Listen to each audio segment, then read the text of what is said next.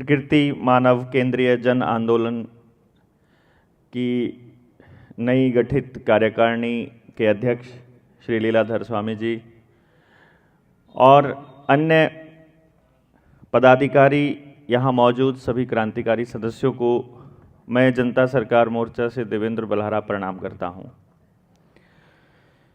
मैं जब एजेंडे देख रहा था, वकील साहब जब पूरी बात को बता रहे थे पुनिया जी, तो मन में एक विचार आ रहा था कि ये संगोष्ठियाँ, ये चर्चाएं हमारे गांव के स्तर पर क्यों नहीं होती हैं।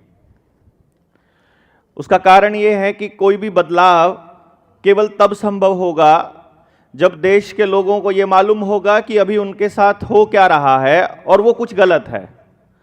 क्योंकि मौजूदा परिस्थिति में मैं जहां से देखता हूं, एक आम इंसान जो गांव में रहता है, सुबह उठता है, अपने डांगर ढोर के काम खत्म करके खेत में जा करके वापस अपना दिनचर्या को जिस तरह से जी रहा है, और उसके बाद उसको या तो मोबाइल की एडिक्शन में उलझा दिया गया, या उसको टेलीविज़न या सिनेमा के साथ लगा दिया गया, या फिर ऐसी एक्टिविटीज़ में जहां उसके दिमाग के ऊपर एक खास तरह की परत जम गई है, जो परत उसे ये एहसास ही नहीं होने दे रही कि उसके साथ कुछ गलत भी हो रहा है, या उसके बच्चों का भविष्य क्या है, वो इस दिशा में सोच ही नहीं पा रहा। संगोष्ठियां बहुत इंपॉर्टेंट होती हैं, चर्चाएं बहुत ज़रूरी होती हैं।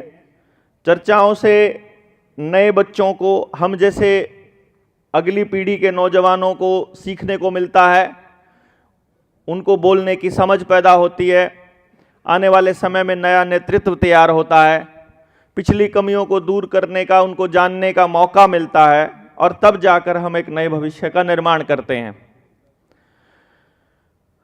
बहुत बार ऐसा होता है कि हमारी बातें सिर्फ कहने भर की हो जाती हैं, हम बोलते बहुत ज़्यादा हैं। मेरे जैसा आदमी सारा दिन बोलता ही बोलता रहता है, करता बहुत कुछ कम है, मतलब ज़्यादा करता नहीं है, तो वो बोलते बोलने में ही रह जाती हैं। पर जब हमने इस आंदोलन को शुरू किया था, मैं जब इस रिपोर्टिंग को देख रहा हूँ, मैं जब अपने एजेंडा को देख रहा हूँ, मेरे सामने ये एजेंडा भी था, तो मुझे एक भी ऐसा एजेंडा यहाँ नज़र नहीं आ रहा है जिसमें कोई समाज का तबका छूटा हो। और यदि इसके ऊपर समाज में बदलाव हम चाहते हैं, तो मेरा ऐसा मानना है कि समाज के साथ इसमें चर्चा हो। जो आखिरी आदमी बैठा है ना, उसको कभी ये महसूस ही नहीं हो पाता कि वो भी किसी बदलाव का हिस्सा है या उसके लिए हो रहा है। नेता लोग जब काम करते हैं, पॉलिटिकल पार्टियां जब करती हैं, सरकारें जब करती हैं, वहां भी उसको यह एहसास हो रहा होता है कि पता नहीं ये किसके लिए कर रहे हैं, वो उसमें कहीं शामिल नहीं है। और जब सामाजिक संगठन कर रहे होते हैं, तो भी भागीदारी में कहीं ना कहीं हम लोगों की कमी रहती है। हम जैसे लोग उस पूरी तरह से अपनी बात को ग्राउंड पर उतारने में कहीं नाकाम रहते हैं। और इसका सबसे बड़ा कारण मैं ये समझता हूं कि सामने बैठे लोग, यानी हम जैसे लोग, जो माइक जिनको मिल जाता है, इनको ऐसा लगता है कि यही सब सच बोल रहे हैं और सारा ज्ञान बस इन्हीं को है। जबकि असलियत यह है कि जिसकी समस्या है, समाधान उसको पहले से मालूम है, उसको ताकत नहीं दी गई, उसको उस समाधान को अमली जामा पहनाने की ताकत नहीं दी गई। उसको मालूम है कि मेरी इस समस्या का समाधान क्या होना है, लेकिन उसको अपनी बात पूरी करने के लिए किसी सरपंच के पास जाना पड़ेगा, किसी विधायक के पास जाना पड़ेगा, किसी एमपी के पास जाना पड़ेगा, एप्लीकेशंस लिख के डीसी को करना पड़ेगा, फिर डीसी बताएगा होगा कि नहीं होगा, कि हमको मालूम है, लेकिन हम जब इनके इम्प्लीमेंटेशन करने जाएंगे तो हमको माई बाप कोई और बना रखा है हमने, और हमने अपनी ताकत अपने पास नहीं रख रखी। हमें समझ है, लेकिन हमें करना चाहते हैं, हम ये सब कुछ करना चाहते हैं, पर कैसे करें? हमको उलझा दिया गया तरह तरह के प्रोपेगेंडाज में। तो जनता सरकार मोर्चा ने यह तय किया कि भाई पहले समझ तो लो, ये पूरा का पूरा अगर एजेंडा इंप्लीमेंट हो जाता है, पूरी व्यवस्था परिवर्तन जिसकी लड़ाई आज से पहले कभी नेताजी सुभाष चंद्र बोस ने सपना लिया हो, सपना देखा हो, भाई भगत सिंह जो बात कर रहे थे वही तो बात है ये, समाजवाद की बात, जिसके अंदर समानता की बात हो, जिसमें एक पक्ष के पास बहुत सारा पैसा ना हो, सारा धन एक जगह पर केंद्रित ना हो जाए। या उसके बाद में जितने भी क्रांतिकारी साथी आए, कल भाई राजीव दीक्षित का जन्म दिवस और पुण्यतिथि इकट्ठी थी, पूरे देश ने उसको मनाया। जो क्रांतिकारी साथी उनके साथ भारत स्वाभिमान में जुड़े थे, उनका भी यही व्यवस्था परिवर्तन का सपना था। वही सपना लेके आप चले हुए, वही सपना लेके हम चले हुए, लेकिन अमली जामा पहनाना है तो फिर हमें किसी के आगे हाथ जोड़ना पड़ता है। तो वो जो व्यक्ति, आखिरी व्यक्ति समाज का, जिसके लिए ये बदलाव होना है, क्या उसे मालूम है कि तुम्हारे साथ जो हो रहा है वो छल है, वो धोखा है, जो पूंजीपतियों ने मिलकर के और पार्टियों को बना करके और पार्टियों के अंदर अपनी घुसपैठ करके इस तरीके से एक मकड़ जाल बना दिया है कि जैसे मकड़ी के जाल के अंदर कोई कीट पतंगा फंस के तड़पता रहता है लेकिन निकलने का रास्ता नहीं मिलता। ये हाल हमारी जनता का हो रखा है। तो हमने ये तय किया कि व्यवस्था बदलने के लिए सबसे पहले समाज के लोगों को यह समझना पड़ेगा कि व्यवस्था क्या है। दूसरा यह समझना पड़ेगा कि इस व्यवस्था में गलत क्या है, जो कि अभी डिस्कशन हुआ पिछले 3 दिन में, जितना मैं समझ पाया। फिर यह देखना पड़ेगा कि इसका सही विकल्प क्या है, वो भी अपने पास मौजूद है। फिर इसको कैसे किया जाएगा, फिर यह तीसरा पॉइंट आता है, और चौथा, और उसके बाद अगला पॉइंट आता है, इसको करेगा कौन। कौन is the most important part, क्योंकि कर केवल वो सकता है जिसको इस पूरे कॉन्सेप्ट की समझ होगी, और समझ पैदा होने में वक्त लगता है। और हम जैसे जल्दबाजी करने वाले लोगों के पास वक्त की ही कमी होती है। उनको लगता है अपने जीवन में खत्म कर जाओ बस फटाफट, क्योंकि उनको दुनिया को दिखाना होता है। जैसे हम जैसे लोगों को सड़क पे चलते हुए कोई पूछ लेता है, इतना बोलते हो, इतना चिल्लाते हो, तुमने क्या बदल दिया, तुमने क्या बिगाड़ लिया, तुमने कर क्या लिया। क्योंकि जितने संगठन अभी तक मैं देख रहा हूं, सब समाज के उत्थान में लगे हुए हैं। लाखों की संख्या में एनजीओज, किसान संगठन, पॉलिटिकल पार्टियां और दूसरे संगठन हैं जो समाज सेवा में लगे हुए हैं, लाखों की संख्या में। अगर उनके प्रधान भी अगर इकट्ठे होकर के एक मंच पे इकट्ठे हो जाए ना, सिर्फ प्रधान, मतलब मैं बाकी की तो बात ही नहीं करता हूं जी, जो उनके पीछे जनता है उसकी तो बात ही नहीं हो रही है, तो भी व्यवस्था परिवर्तन की तरफ बड़ा कदम उठाया जा सकता है। तो हम आमतौर पे, अगर मैं ये कहूं कि एक भातृत्व संगठन होने के नाते, एक हमदर्द संगठन होने के नाते, यदि मैं अपनी बात रखता हूं जनता सरकार मोर्चा की तरफ से, तो हम जब जनता के बीच में जाते हैं तो हम 2-3 बातें बताते हैं। ज़्यादा डिटेल में नहीं जाऊंगा इसमें, मेरे पास समय कितना रहेगा मैं उसी हिसाब से अपनी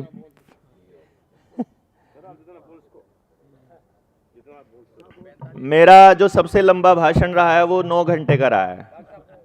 आप देख लीजिएगा, मुझे कोई दिक्कत नहीं। नहीं, अपने वाला पूरा 4 घंटे का भी रहेगा, उसकी गारंटी मेरी है।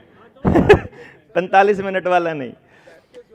हाँ, लेकिन कोशिश करूंगा कि जिस्ट में हम बता पाएं। और फिर क्योंकि मैं ये नहीं समझता हूं कि आप आखिरी बार हम मिल रहे हैं, मैं ये मानता हूं कि हम पहली बार जो लोग मिल रहे हैं वो बार बार मिलते रहेंगे।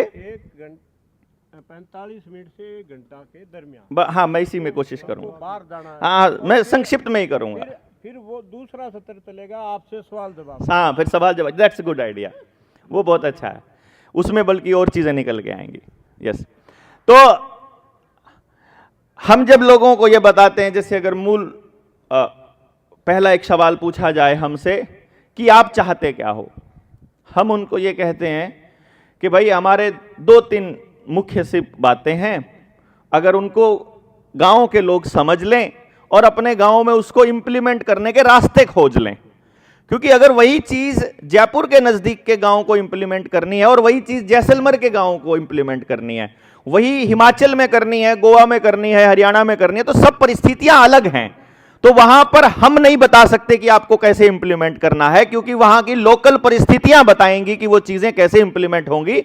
पर मुख्य बात यह है कि जल, जंगल, जमीन और जानवर, इन 4 चीजों के फैसले लेने का अधिकार केवल और केवल वहां के जन को होना चाहिए, वहां की लोकल आबादी को होना चाहिए। उसमें कोई डेप्यूटी कलेक्टर, कोई एसडीएम, कोई तहसीलदार, कोई सरकार नहीं चाहिए। जंगल मेरे गांव का है, मेरा गांव तय करेगा और गांव की पंचायत तय नहीं करेगी। क्योंकि for your kind information and others, simple सी बात है, इन्होंने मेंबरी के चुनाव में भी पॉलिटिकल पार्टियां घुसा दी गई हैं। और पॉलिटिकल पार्टी जहां घुस जाएगी, क्योंकि पॉलिटिकल पार्टियां या तो प्राइवेट लिमिटेड कंपनी है आज के टाइम पर, या किसी प्राइवेट लिमिटेड कंपनी का पालतू कुत्ता उस पॉलिटिकल पार्टी में बैठा है। मतलब वो उन्होंने पाल रखे हैं पैसे दे करके, उनका कोई समाज से कोई लेना देना नहीं है। और बाजार अगर पॉलिटिकल पार्टी को कंट्रोल करेगा तो सरकार किसी की भी बन जाए, चेहरा कोई भी हो, राजस्थान अरसे से देख रहा है, हरियाणा अरसे से देख रहा है, पूरा भारत अरसे से देख रहा है, जिस वक्त आपको रगड़ना होता है वो उस वक्त वही हो रहा होता है। आज अगर आपके ये क्या नाम, पाली जिले के आसपास के अगर जंगल कट रहे हैं आदिवासियों के, तो उसके लिए भाजपा अगर जिम्मेदार है, तो इससे पहले हसदेव कांग्रेस उजाड़ रही थी, अब बीजेपी उजाड़ रही है।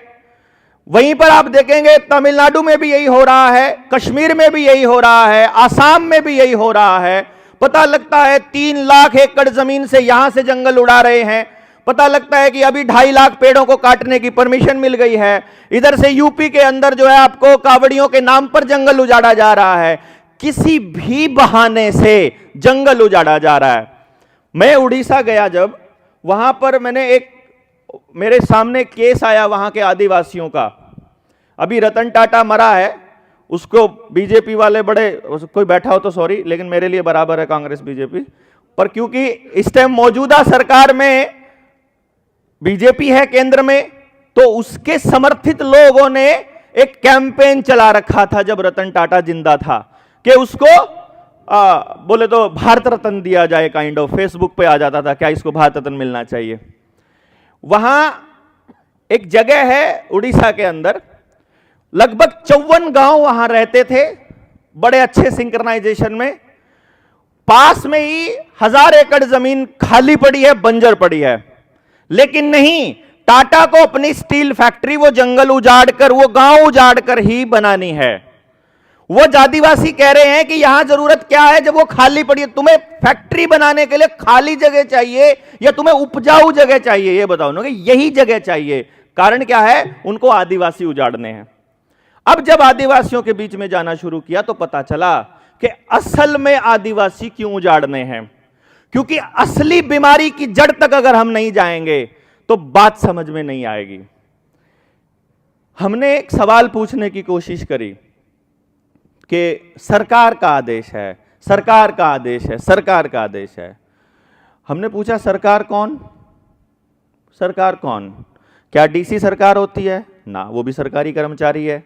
तो फिर एमएलए होता है? ना, वो भी तनख्वाह लेता है। एमपी तनख्वाह लेता है, प्रधानमंत्री तनख्वाह लेता है, सीएम तनख्वाह लेता है, चीफ सेक्रेटरी तनख्वाह लेता है, एडिशनल चीफ सेक्रेटरी तनख्वाह लेता है, जितने अफसर बैठे तनख्वाह लेते हैं, जितने मंत्री बैठे तनख्वाह लेते हैं, प्रधानमंत्री से चपड़ासी और राष्ट्रपति, हर आदमी तनख्वाह ले रहा है। तनख्वाह लेने वाला तो OIGS है, ऑन इंडिया गवर्नमेंट सर्विस। अगर वो ऑन इंडिया गवर्नमेंट सर्विस है तो वो गवर्नमेंट कौन है? वो गवर्नमेंट क्या है? What is government of India? Bharat सरकार क्या है? तो मालूम पड़ता है अवधारणा को ही गायब कर दिया गया। हमको यह बताया गया, हम छोटे छोटे थे ना, जब हमारी सामाजिक शास्त्र की किताबों में पढ़ा करके हमारा ब्रेन वॉश किया। पहले 6ठी में वही पढ़ाएंगे, फिर 7वीं में वही पढ़ाएंगे, फिर 8वीं में वही पढ़ाएंगे, उसी का पेपर होगा, वही याद करना पड़ेगा। फिर 9वीं में, फिर 10वीं में, फिर 11वीं में, फिर 12वीं में, फिर यूपीएससी का एग्जाम हो उसमें भी वही पढ़ाएंगे, क्लर्की का एग्जाम हो उसमें भी वही। आपका जो करना है उसके अंदर बच्चे को यही पढ़ाया जाएगा कि 3 धुरियां हैं, एक कलेक्ट्रेट जिसको हम ब्यूरोक्रेसी बोलते हैं, एक नेतागण जिसको विधायिका और वो बोलते हैं, और एक सुप्रीम कोर्ट जिसको वो बोलते हैं। बस यही व्यवस्था है, इसी को व्यवस्था बोलते हैं। फिर वो व्यवस्था क्या थी जहां एक भी आदमी भूखा नहीं मरता था, जहां किसी के साथ अन्याय नहीं होता था, और जहां हर घर के अंदर सोना और चांदी था और कोई बीमार नहीं था? वो व्यवस्था क्या थी? फिर भारत की यह व्यवस्था आप लोगों ने तो देखी है, जो बुजुर्ग यहां बैठे हुए हैं। आपने तो अपने बचपन में उस जीवन को देखा है, मैंने भी देखा है वो जीवन। इसलिए मैं इतनी स्ट्रांगली बोल सकता हूं कि भाई, पुलिस वाला गांव में एंट्री करने से पहले गांव के आदमी को बताएगा, जाकर एक आदमी को भेजेगा अड्डे पे से, अड्डे पे जाकर बैठ जाएगा और वहां से बंदे को भेजेगा कि जाओ जाकर पूछ के आओ नंबरदार जी से, सरपंच जी से, प्रधान जी से कि गांव में आ जाएं क्या, एक चोरी का मामला आया है, उसका नाम संदिग्ध है, जांच करने के लिए गांव में आना। एंट्री करने से पहले डरते थे वो। आज वो सड़क पर चलते हुए आपसे वसूली करते हैं, अवैध वसूली। आप बिना खड़े हुए कैमरा लगा करके आपके पैसे खाते में से उड़ा देते हैं। आज के टाइम पर तो वो आपको कुछ पूछने की जरूरत ही नहीं है, आपके घर पे सीधा चालान ही आया मिलता है। और वो दौर था जब वो आपके गांव में घुसने से पहले भी डरते थे। एक दौर था जब अपने गांव में गरीब से गरीब आदमी, मैंने देखा है मेरे घर में, मेरी माता, मेरी चाचियां, वो जब हमारे घर में 25-26 भैंस और गायें बैल होते थे, उन सब का गोबर जब इकट्ठा सुबह उठाते थे तो एक आदमी के बस का नहीं था, तो मदद करने के लिए किसी गरीब परिवार को गांव से बुला लिया जाता था। वो जो गरीब परिवार की चाची आती थी, हम चाची बोलते थे, उसके हाथों में मैंने सोना और चांदी देखा है गले में डला हुआ। मतलब अगर जिसको हम गरीब परिवार बोल रहे हैं, अगर उसके घर में भी सोना और चांदी है, और यदि आज जिसको हम 50 एकड़ का मालिक बोल रहे हैं, उसकी 50 की 50 एकड़ अगर बैंकों में गिरवी पड़ी है, अगर उसके घर का सारा सोना फाइनेंस वाले के पास गिरवी पड़ा है, अगर उसकी गाड़ी भी लोन पर है, फ्रिज भी लोन पर है, मोबाइल भी लोन पर है, उसके घर में चूल्हा भी जल रहा है वो भी लोन पर है, अगर उसकी पूरी जिंदगी अगर किस्तों में चल रही है, तो वो समृद्धि गई कहां? यानी एक व्यवस्था वो है जो हमने अपनी बनाई है भारत ने, और एक व्यवस्था वो है जो इन्होंने हमको दी है। और हमको पढ़ाया जाता है, हमारे बच्चों को भी पढ़ाया जाता है कि व्यवस्था यही है, तुम कलेक्टर के बिना नहीं जिंदा रह सकते। तो जब इन आदिवासियों से बात करी और इनके बीच में गए तो हमको कुछ चीजें पता चली, कुछ रियलिटीज पता चली। आज भी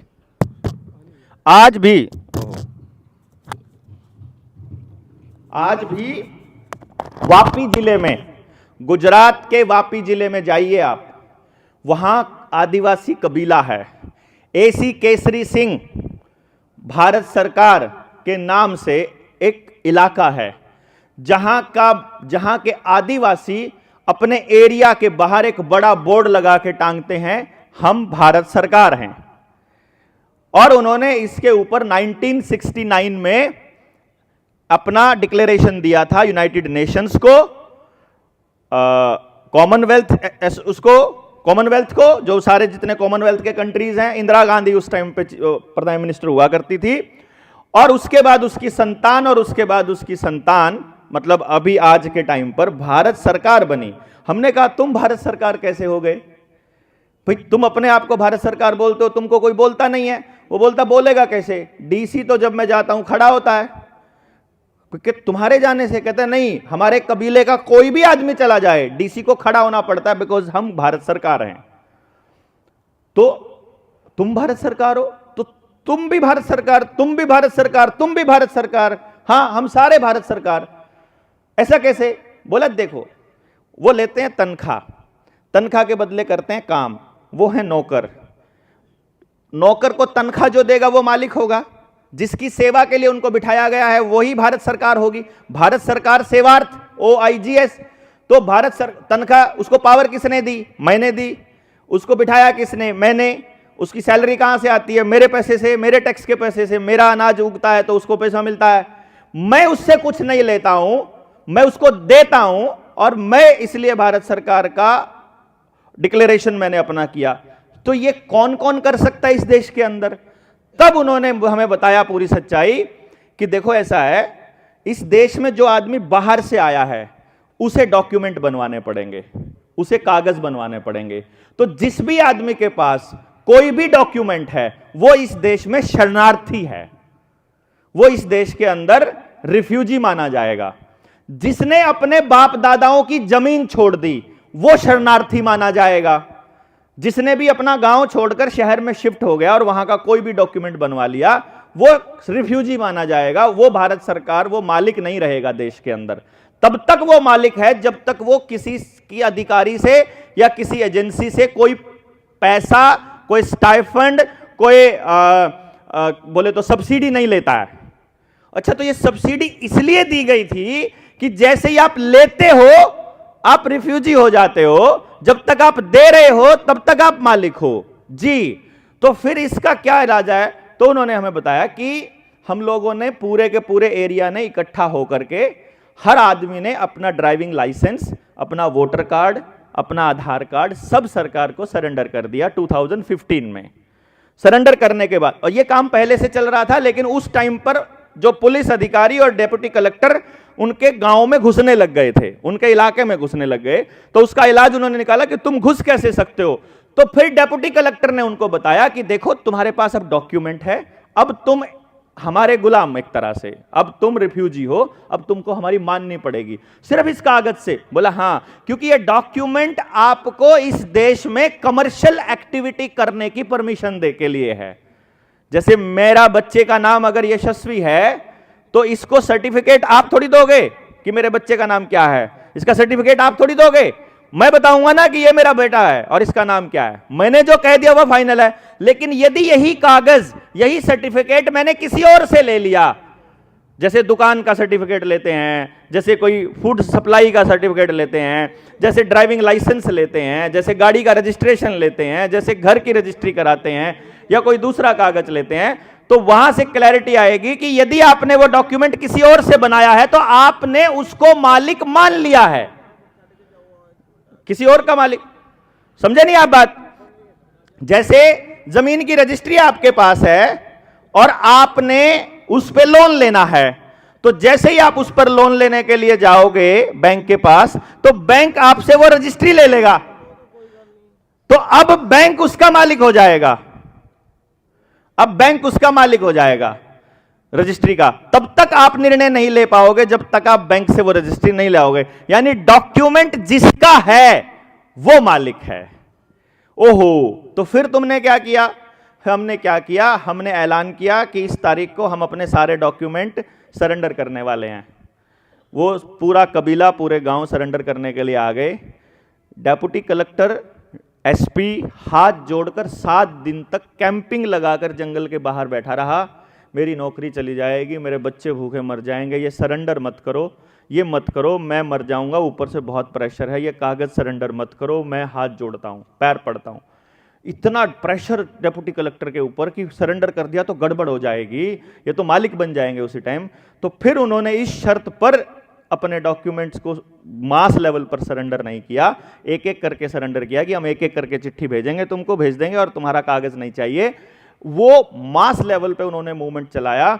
जब उस टाइम पे वो इसलिए मना कर गया कि वहां एसपी ने और डीसी ने बोल दिया कि ठीक है, हम मानते हैं कि तुम भारत सरकार हो, हम मानते हैं कि तुम मालिक हो, तुम्हें अपनी गाड़ी पर ना तो रजिस्ट्रेशन प्लेट लगाने की ज़रूरत है, तुम्हें ड्राइविंग लाइसेंस बनाने की ज़रूरत नहीं है, तुम्हें कोई पुलिस वाला रोकेगा नहीं, जैसे ही तुम्हें कोई रोकता है तुम सिर्फ बता देना कि हम कुटुंब परिवार एसी केसरी परिवार से हैं और हम भारत सरकार हैं, आपको कोई नहीं छेड़ेगा। तो आज भी इस वक्त, अभी अपनी 1 तारीख हो गई ना, 1 दिसंबर 2024 में भी वो लोग भारत सरकार का लेबल लगा के बैठे हैं। अब इस गेम को जब हमें समझ में आया, तब समझ में आया कि आपके गांव के जंगल क्यों काटे गए, आपके गांव का जंगल कट के आपको शहरों में शिफ्ट होने के लिए क्यों प्रेशराइज किया जा रहा है, क्यों गांव में स्कूल और चिकित्सा व्यवस्था नहीं मिल रही है, क्यों गांव के अंदर झगड़े घुस रहे हैं, क्यों गांव में राजनीतिक पार्टियां घुस गई हैं, क्यों गांव में नकली खाना जा रहा है, क्यों आदिवासियों के जंगल उजाड़ के उनको विस्थापित करके नए मकान दिए जा रहे हैं, क्यों झुग्गी झोपड़ियां हटा करके दिया, क्योंकि यूनिवर्सल कोड है, ये यूनिवर्सल नियम है, यूनिवर्सल जस्टिस है ये, कि जहां एक आदमी एक बार रहना शुरू कर दिया, आदमी छोड़िए, खेत के अंदर अगर टटीरी ने अंडे दे दिए घोंसला बना करके, तो किसान कभी ट्रैक्टर उसके ऊपर से नहीं चलाता है, वो साइड में से लेके जाता है, क्योंकि टटीरी का कब्जा हो गया अब वहां उस एरिया के ऊपर, वो उसका एरिया हो गया, अब वो किसान के कब्जे, या तो उसका घोंसला बनने से पहले आप उसको हटा सकते थे, घोंसला बन गया, अब वो जगह तब तक उसकी है जब तक उसका काम पूरा नहीं होता, क्योंकि यहां इस धरती पर कोई भी सदा सदा के लिए नहीं आया है,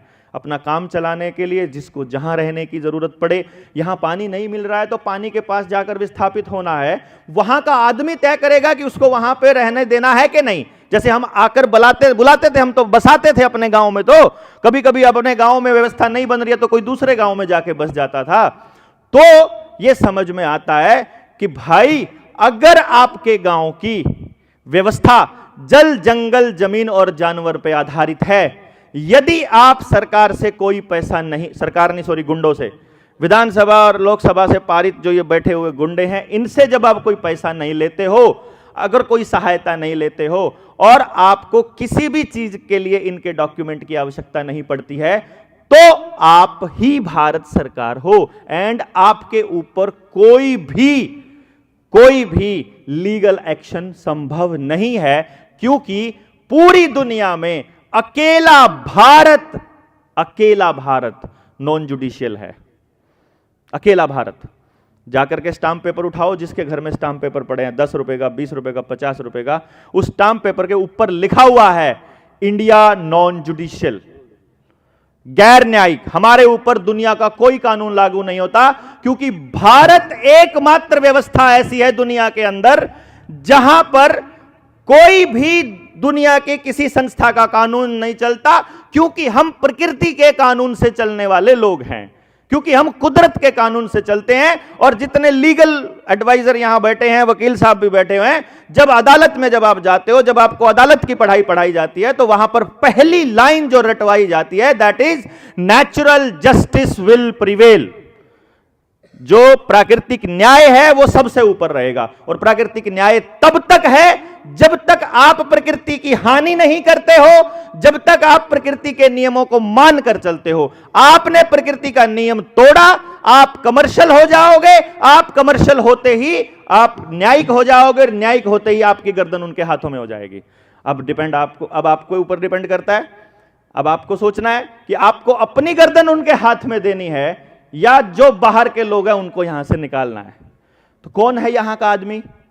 यहां का आदमी वो है जो ना हिंदू है, ना मुसलमान है, ना आर्य है, ना द्रविड़ है, ना पंडित है, ना जाट है, ना ब्राह्मण है। वो केवल इंसान है, जो प्रकृति के नियमों को मानने वाला आदमी, जो अपनी वंश बेल को चला रहा है। वो वंश बेल को अपना साथ लेके चल सकता है, पर जाति पाति पंथ संप्रदाय को मानने वाला कोई भी व्यक्ति नॉन जुडिशियल नहीं हो सकता।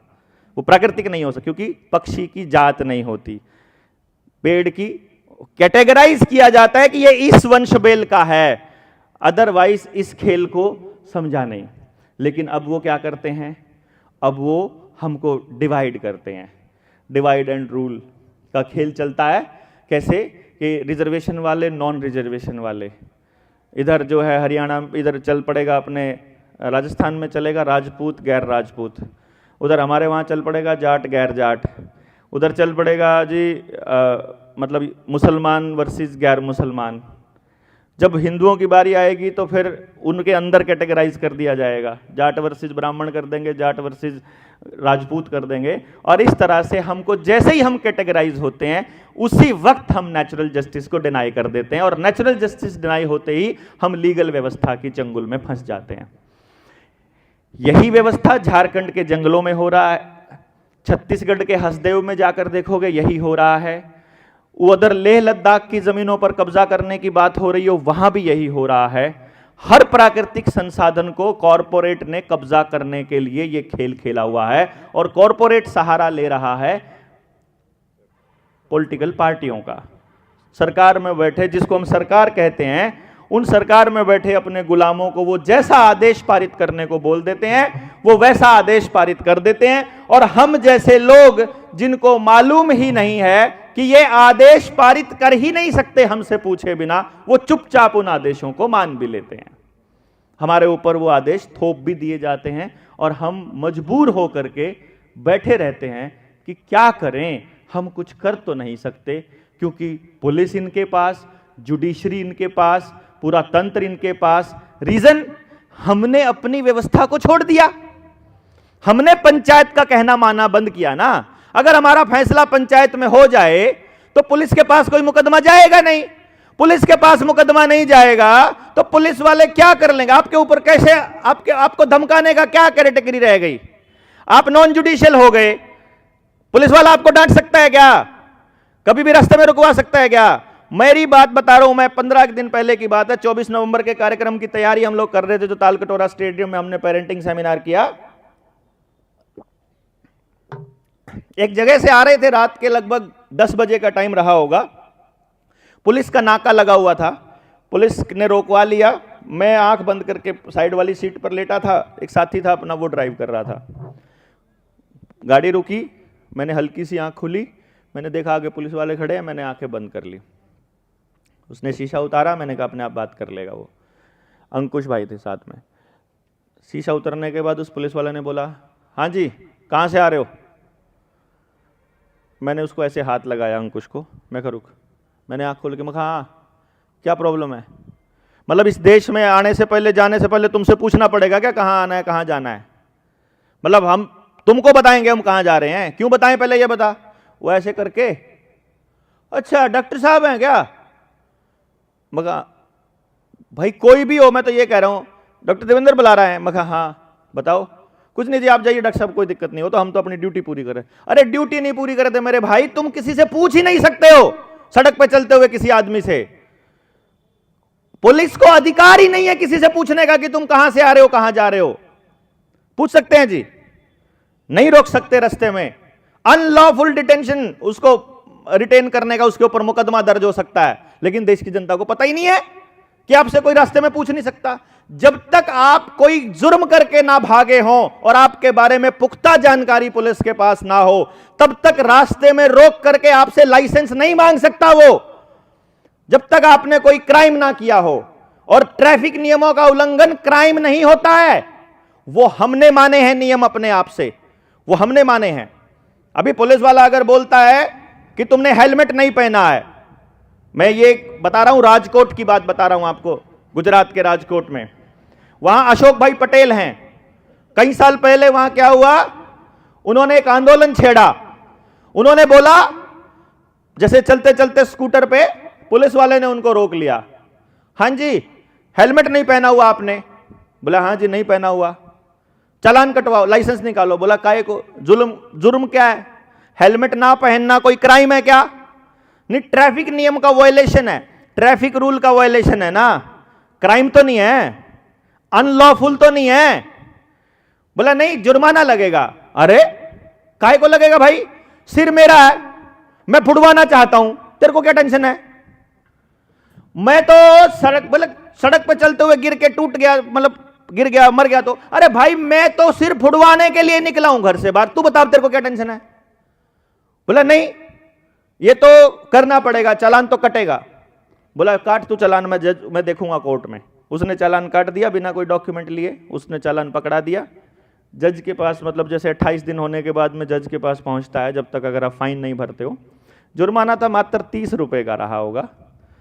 उन्होंने कहा, जज ने 30 रुपया फाइन, तो उसने कोर्ट में खड़ा होकर बोल दिया, नहीं जज साहब भरूंगा नहीं, भरना नहीं है। क्यों नहीं भरना? जी मैं अपना सिर फुड़वाने के लिए तैयार हूं, लेकिन मैं हेलमेट ना पहनने के लिए, मुझे कोई कैसे जबरदस्ती कर सकता है कि मुझे क्या पहनना है क्या नहीं पहनना है? मुझे आप जागरूक करो, मुझे आप बताओ, समझाओ, मेरी काउंसलिंग करो, मुझे शिक्षा दो, मुझे गाइड करो, उसके बाद मैं मान लूंगा, ऐसी बात नहीं है। पर तुम जबरदस्ती फाइन कैसे कर सकते हो? तो बोलता है कि नहीं भरोगे तो 1 दिन की जेल होगी। बोला हाँ जेल जाऊंगा। अब क्या होता है, ये अखबार वाले डेली के डेली अपनी जो न्यूज़ लेते हैं वो थाने से, ऐसे कचहरी से या कोर्ट से लेते हैं। तो अब जब एक आदमी को हेलमेट ना पहनने की वजह से जेल हो गई, तो उसकी दलील भी छपी वहां अखबार के अंदर। अखबार में दलील छपी तो सारे के सारे राजकोट के अंदर यह खबर फैल गई कि अशोक भाई पटेल जो इतने अच्छे सामाजिक कार्यकर्ता हैं, उनको जेल हो गई हेलमेट ना पहनने की वजह से। अब वो जेल से बाहर आए अगले दिन तो आना ही था उनको, 1 दिन की जेल थी खाली। अगले दिन शाम को जब वो वापस आए तो वहां मीडिया का जमावड़ा था। मीडिया वालों ने उनसे फिर पूछ लिया, हां जी आप 1 दिन की जेल में गए? बोला हां। तो फिर अब क्या विचार है आपका? बोला अब विचार ये है कि फलानी तारीख को इतने बजे इस चौक से बिना हेलमेट पहने फिर से जाऊंगा। अब पुलिस वालों में हिम्मत है तो दोबारा काट के दिखाओ चालान। वो दोबारा गए उसी तारीख में, और साथ में उसने वहां के आईजी को चिट्ठी लिखी कि इस तारीख में निकल रहा हूं, मैं बिना हेलमेट के निकल रहा हूं और तू रोक के दिखा मुझे। अब आईजी की नाक का सवाल बन गया, क्योंकि अखबारों में छप गई। एसपी की नाक का सवाल बन गया। वहां फिर पुलिस खड़ी मिली, वहां फिर पकड़ा उनको, फिर जेल हुई 2 दिन की। 2 दिन की जेल के बाद फिर अखबार में छपा, तीसरी बार फिर जेल में गए, ऐसे ही आते ही फिर कहा कि मैं इस तारीख को फिर निकलूंगा और तुम रोक के दिखाना। तीसरी बार उनको जेल हुई 8 दिन की, लेकिन जब 8 दिन की जेल हुई तो जेल में 26 लोग जेल के अंदर वैसे थे जो बिना हेलमेट के अंदर थे, उनके साथ में ही 26 लोग। और बाहर निकलते ही फिर कहा मैं फिर तोड़ूंगा। अगली बार वो बिना हेलमेट के फिर निकले, फिर पुलिस वालों ने टोका, लेकिन अब की बार उनका चालान नहीं हुआ, बल्कि अब राजकोट छोड़िए पूरे गुजरात में हेलमेट का चालान नहीं है। आज के टाइम भी, आज भी नहीं है, कोई नहीं पुलिस वाला रोक के चालान करता है हेलमेट का। अब तो गुलाम से ज्यादा हो गए हैं तो ज्यादा कटने लग गए होंगे, बात अलग है, वो ऑनलाइन उससे आ जाते हैं, घर पे आ जाते हैं, वो अलग पॉइंट है, लेकिन अभी भी हेलमेट का चालान नहीं है वहां। ये 1 दशक पहले से भी पहले की बात है, दशक से भी पहले की बात, यानी 10 साल से फालतू का टाइम हो गया। मेरा कहने का अर्थ क्या है, यदि हमें मालूम है कि नेचुरल जस्टिस क्या है, यदि हमें अपने अधिकारों का पता है, यदि हमें अपनी व्यवस्था बनाने की हमारे अंदर समझ है, जो कि पैदा होगी डिस्कशन से, जो कि पैदा होगी असहमति से, जो कि पैदा होगी असहमति पर सहमत होने से, कि मैं आपसे सहमत नहीं हूं, इस बात पर हम दोनों सहमत हो जाते हैं, क्या फर्क पड़ता है, आप ऐसा सोचते हो मैं ऐसा सोचता हूं, उससे क्या फर्क पड़ता है। मैं आपको स्वीकार तो कर सकता हूं ना समाज के आदमी के तौर पर, आप मुझे समाज स्वीकार तो कर लीजिए। अरे मैं एक नेता को नहीं मानता, मैं एक नेता का विरोध करता हूं, तो इसमें बुरा क्या है। अगर किसी का समर्थन करना बुरा है तो किसी का विरोध करना बुरा है, तो समर्थन भी तो बुरा है, फिर ऐसे थोड़ी होता है। तो मैं जो सोचता हूं, मैं अपनी सोच के साथ एक इंसान हूं, मुझे इतना एक्सेप्ट कर लिया जाए। और यदि मैं कोई ऐसा कार्य करता हूं जो कि समाज के हित में नहीं है या समाज का नुकसान कर रहा है, तो क्या मेरा समाज इतना निकम्मा हो गया है कि वो बैठ करके ये निर्णय भी नहीं ले सकता कि जो गलत हो रहा हो तो उसको ठीक कैसे करना है। मैं नहीं समझता। मैं ये मानता हूं सिर्फ समाज को यह एहसास करा दिया गया कि तुम निकम्मे हो गए हो, तुम्हारे बस का कुछ नहीं है, तुम्हारे हाथ में कुछ नहीं है, जो करेगा पॉलिटिकल पार्टी करेगा। लेकिन मैं फिर एक बात देश के लोगों को, आप सब लोगों को बताना चाहूंगा, कोई भी व्यक्ति जो भी काम करेगा अपने लाभ के लिए करेगा। कोई भी व्यक्ति, हम जितने लोग यहां बैठे हैं, हम अपने लाभ के लिए बैठे हैं। मुझे यहां आकर के बोल करके आनंद आ रहा है, फिर भी मेरा ही लाभ है आनंद लेने में। मुझे समाज की सेवा करने में अच्छा लगता है तो मुझे अच्छा लगता है ना, मेरा ही लाभ है ये। मुझे लगता है कि समाज अच्छा हो जाएगा तो मेरे बच्चे को अच्छा समाज मिलेगा, मेरी अगली पीढ़ी को अच्छा समाज मिलेगा, तो भी मेरा ही लाभ है व्यक्तिगत। मैं अगर ये कहूं कि मैं समाज के लिए दौड़ रहा हूं, ये गलत बात है, मेरे लिए दौड़ रहा हूं। तो इसी नियम को अगर देखा जाए, लाभ के नियम को अगर हम समझ लें, तो हर व्यक्ति, हर संस्था लाभ के लिए काम करेगी, और वो करेगी, कोशिश करेगी कि ये लाभ बना रहे, ये लाभ जारी रहे। अब देखना यह है कि वो लाभ अल्पकालिक है या दीर्घकालिक है। हम सब लोगों को अल्पकालिक लाभ दिखा करके थोड़े समय का, अभी चुनाव होना है, 1000 रुपए ले लो प्रति वोट, एक वोट का 1000 रुपए के हिसाब से बांट दिया, एक दारू की बोतल बांट दी, एक कंबल बांट दिया, एक चादर दे दी, एक शॉल दे दी, एक वॉशिंग मशीन दे दी, एक फलाना ढिमकाना, एक सिलाई करने की मशीन दे दी। वो दे करके नेता बहुत सारा पैसा खर्च करके आपको अल्पकालिक लाभ दे करके अपने लिए 5 साल का जुगाड़ कर जाता है और अपनी पीढ़ियों के लिए अगले 100 साल का कर जाता है। मतलब जहां जहां हमको बिना मेहनत किए थोड़े समय के लिए लाभ मिलेगा, यह समझ लेना हमारी अगली पीढ़ियों को जन्म जन्मांतर तक उसका नुकसान भुगतना पड़ेगा, उसकी कीमत अदा करनी पड़ेगी। यह हमने चर्चा बंद कर दी, इसके ऊपर हमने डिस्कशन बंद कर दिया, क्योंकि हमारी व्यवस्था में हमारे बुजुर्गों ने हमें यह सिखाया है कि पड़ोसी ने अगर हलवा बनाया या नई कोई व्यंजन बना दिया और कोई सब्जी बना दी और वो हमारे घर में प्यार प्रेम से देने आ गया, तो प्यार प्रेम से जब आपने वो सब्जी खाई है तो टिफिन वापस खाली नहीं जाएगा, उसमें कुछ ना कुछ वापस देंगे। वो फ्री में खाने की हमको कभी आदत रही ही नहीं, हमारा कभी कल्चर में शामिल ही नहीं रहा कि हमने कुछ भी फ्री में लेना है। हम लोग तो उस व्यवस्था के लोग हैं जो पेड़ की टहनी तोड़ने से पहले भी उसको प्रणाम करके उसका धन्यवाद करने वाले लोग हैं कि तुम आज तुम्हारा ये एक टहनी हम ले रहे हैं, तो इसके लिए आपका बहुत बहुत धन्यवाद है, और ये आपके शरीर का एक अंग हम अलग कर रहे हैं, उसके लिए हम माफ़ी भी चाहते हैं, पर हमें आजीविका चलाने के लिए करना पड़ता है। पर ये हरामखोर शराब की फैक्ट्री बनाने के लिए जंगल काट रहे हैं, ये लोग इथेनॉल की फैक्ट्री बनाने के लिए जंगल काट रहे हैं। अरे कैसे कोई समझाए इनको, पर्यावरण प्रदूषण के नाम पर इन्होंने जो इलेक्ट्रिक कार बनाई है, उस कार को बनाने में इतना पर्यावरण प्रदूषण पहले से ही हो चुका है, जो कि डीजल और पेट्रोल की गाड़ियां 50 साल में भी नहीं करती। यह कौन बताएगा कैलकुलेशन करके? जो आपको ऊर्जा का तो सिद्धांत है, ये ऊर्जा का तो नियम है कि इसको कभी बनाया नहीं जा सकता, इसको कभी खत्म नहीं किया जा सकता, केवल एक रूप से दूसरे रूप में परिवर्तित कर दिया जाता है। तो जो ऊर्जा के रूप में आपको पेट्रोल डीजल मिल रहा है, ये पेट्रोल निकालने के लिए आपको मालूम है कितनी गहराई तक, कितने हजारों फीट तक खोदा जाता है, उसमें कितना पर्यावरण प्रदूषण होता होगा। जमीन को जब खोखला करके निकाला जाता है, उसकी जो फ्रैक्शनल डिस्टिलेशन प्रोसेस में जब उसको पेट्रोल अलग, डीजल अलग, नेचुरल गैस अलग, जब उसको अलग अलग करके भर करके कहीं ट्रांसपोर्ट करना, कहीं भेजना, कहीं पर ये कहीं पर भी अगर देखो रिफाइनरी के अंदर धुआं दिन रात चलता रहता है, वो ईंधन निकालने के लिए कितना पर्यावरण प्रदूषण होता है, इसका अंदाजा हम लोगों को शायद है ही नहीं है। और सबसे बड़ी बात, उसकी जरूरत है क्या? कोई बोले विकास कर दिया। मैं एक लेक्चर देता होता हूं, जिस लेक्चर की सबसे लंबी मियाद अभी तक की रही है, लगभग 3-1 घंटे की, 3-3.5 घंटे की। उस लेक्चर का मूल है, आपका विनाश ही देश का विकास है। मतलब उसका जो कोट लाइन है वो ये है कि जो जो आपके विकास का पैमाना उन लोगों ने तय किया हुआ है, असल में वो देश के विकास का जो पैमाना उन्होंने तय किया, असल में वो आपका विनाश है। अब सड़क है, आपको सड़क की जरूरत क्या है, मुझे यह बता दो। एक पूरे गांव में अगर 1000 घर रहते हैं, 1000 घर में अगर 5000 लोग रहता है, तो मुश्किल से 10 या 20 लोगों को सड़क की जरूरत है।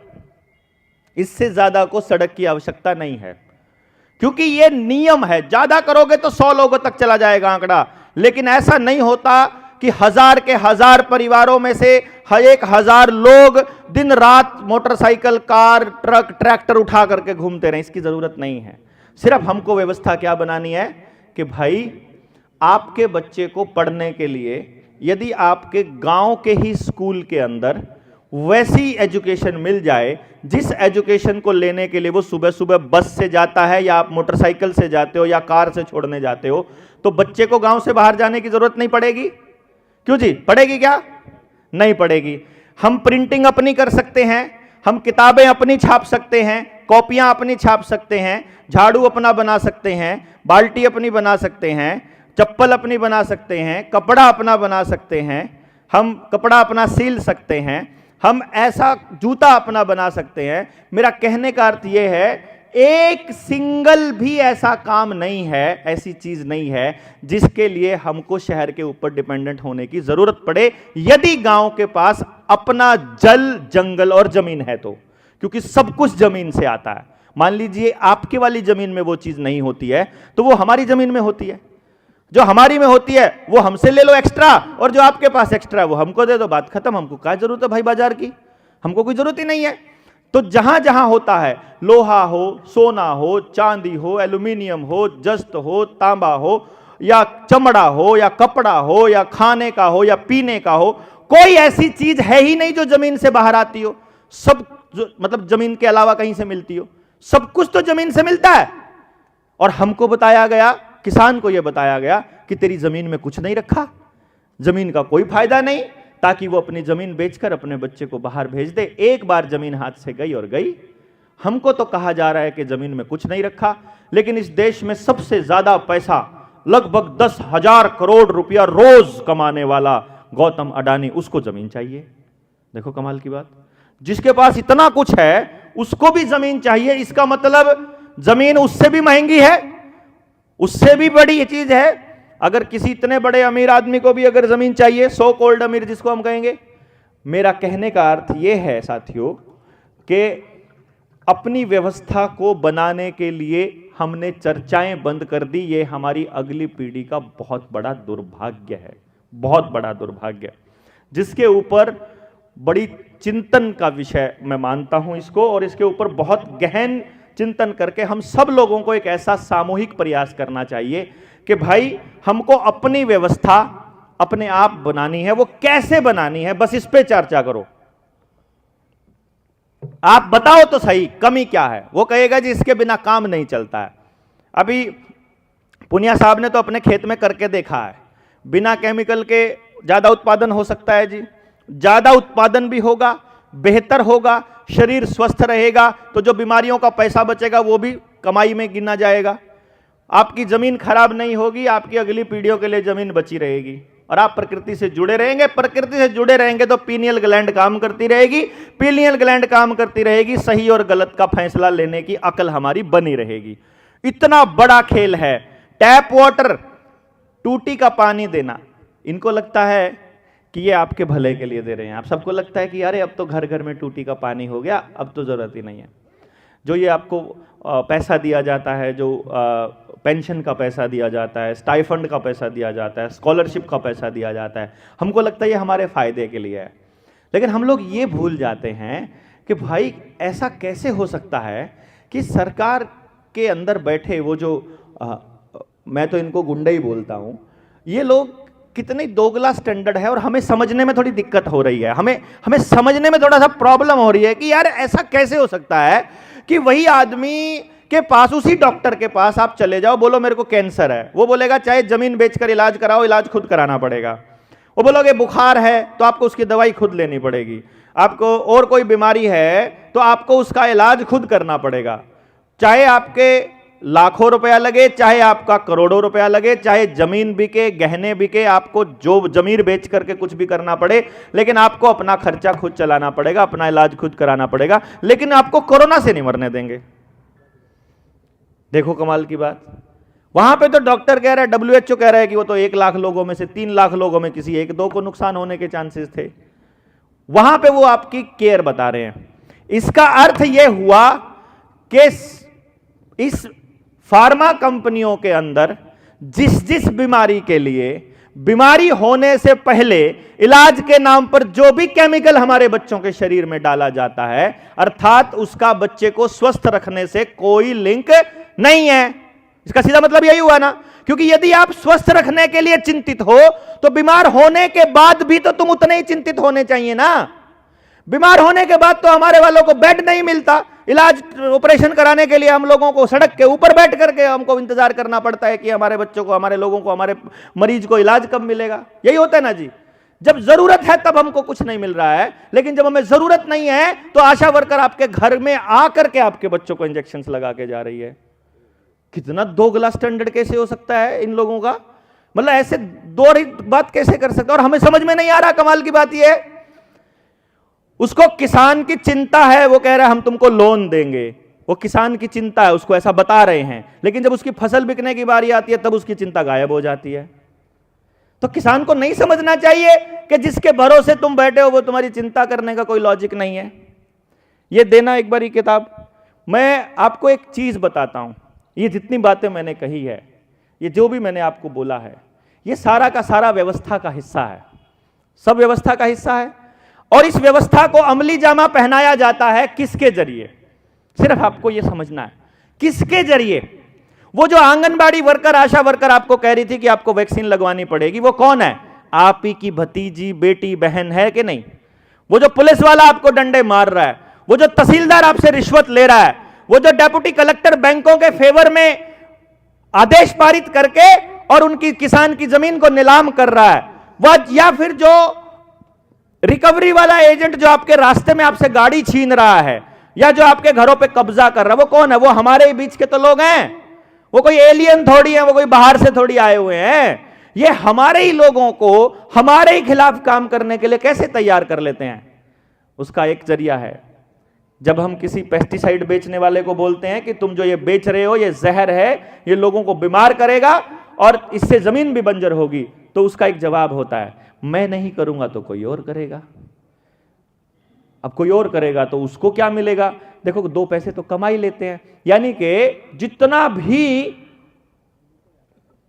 लालच है और गलत काम है, उसके मूल में एक चीज रखी उन्होंने, पैसा। यही रखा ना जी, पैसा।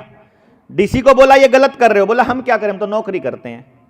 पुलिस वाला को बोला उधर से उसका कोर्ट का आदेश आया है, पुलिस वालों की बात पुलिस वालों को मानना पड़ेगा। पुलिस वाले बोलेंगे हम क्या करें, हमारे को तो कोर्ट का आदेश है। पुलिस वाले को बोलेंगे कि तुम ये गलत कर रहे हो, बोला हम क्या करें, हम तो नौकरी है, हमारी तो नौकरी है।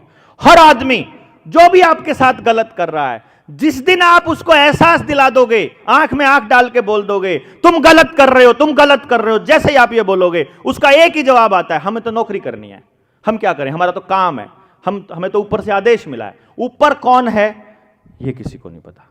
ऊपर बैठा है बाजार, और बाजार का एक ही नियम है, प्रॉफिट के लिए कुछ भी करना पड़े वो करेंगे। अब प्रॉफिट कहां से आएगा? प्रॉफिट के लिए वो तरह तरह के रास्ते निकालते हैं। कैसे रास्ते निकालते हैं? आदमी का काम करने का तरीका है। जैसे मैं अगर पानी पी रहा हूं तो मैं एक घूंट में कितना पानी पीऊंगा, ये मेरा आदत का काम है, ये मेरी हैबिट है। मैं जब इस पे पीऊंगा तो उतना ही पानी पीऊंगा हर बार एक घूंट में, क्योंकि ये मेरी आदत बन चुकी है। इसी तरह से जब मैं चलता हूं, मेरी चलने की आदत, पहले कौन सा कदम रखूंगा, बाद में कौन सा रखूंगा। मैं जब ड्राइविंग करूंगा तब ब्रेक लगाने की आदत, गियर बदलने की आदत। इसी तरह खाना खाने की आदत, कई लोगों को ऐसा करके खाने की आदत होती है, उसको बार बार बोलो यार इतनी आवाज क्यों करता है, फिर भी वो करता है, मतलब वो आदत उसको भी नहीं मालूम होती कि वो उसकी आदत है।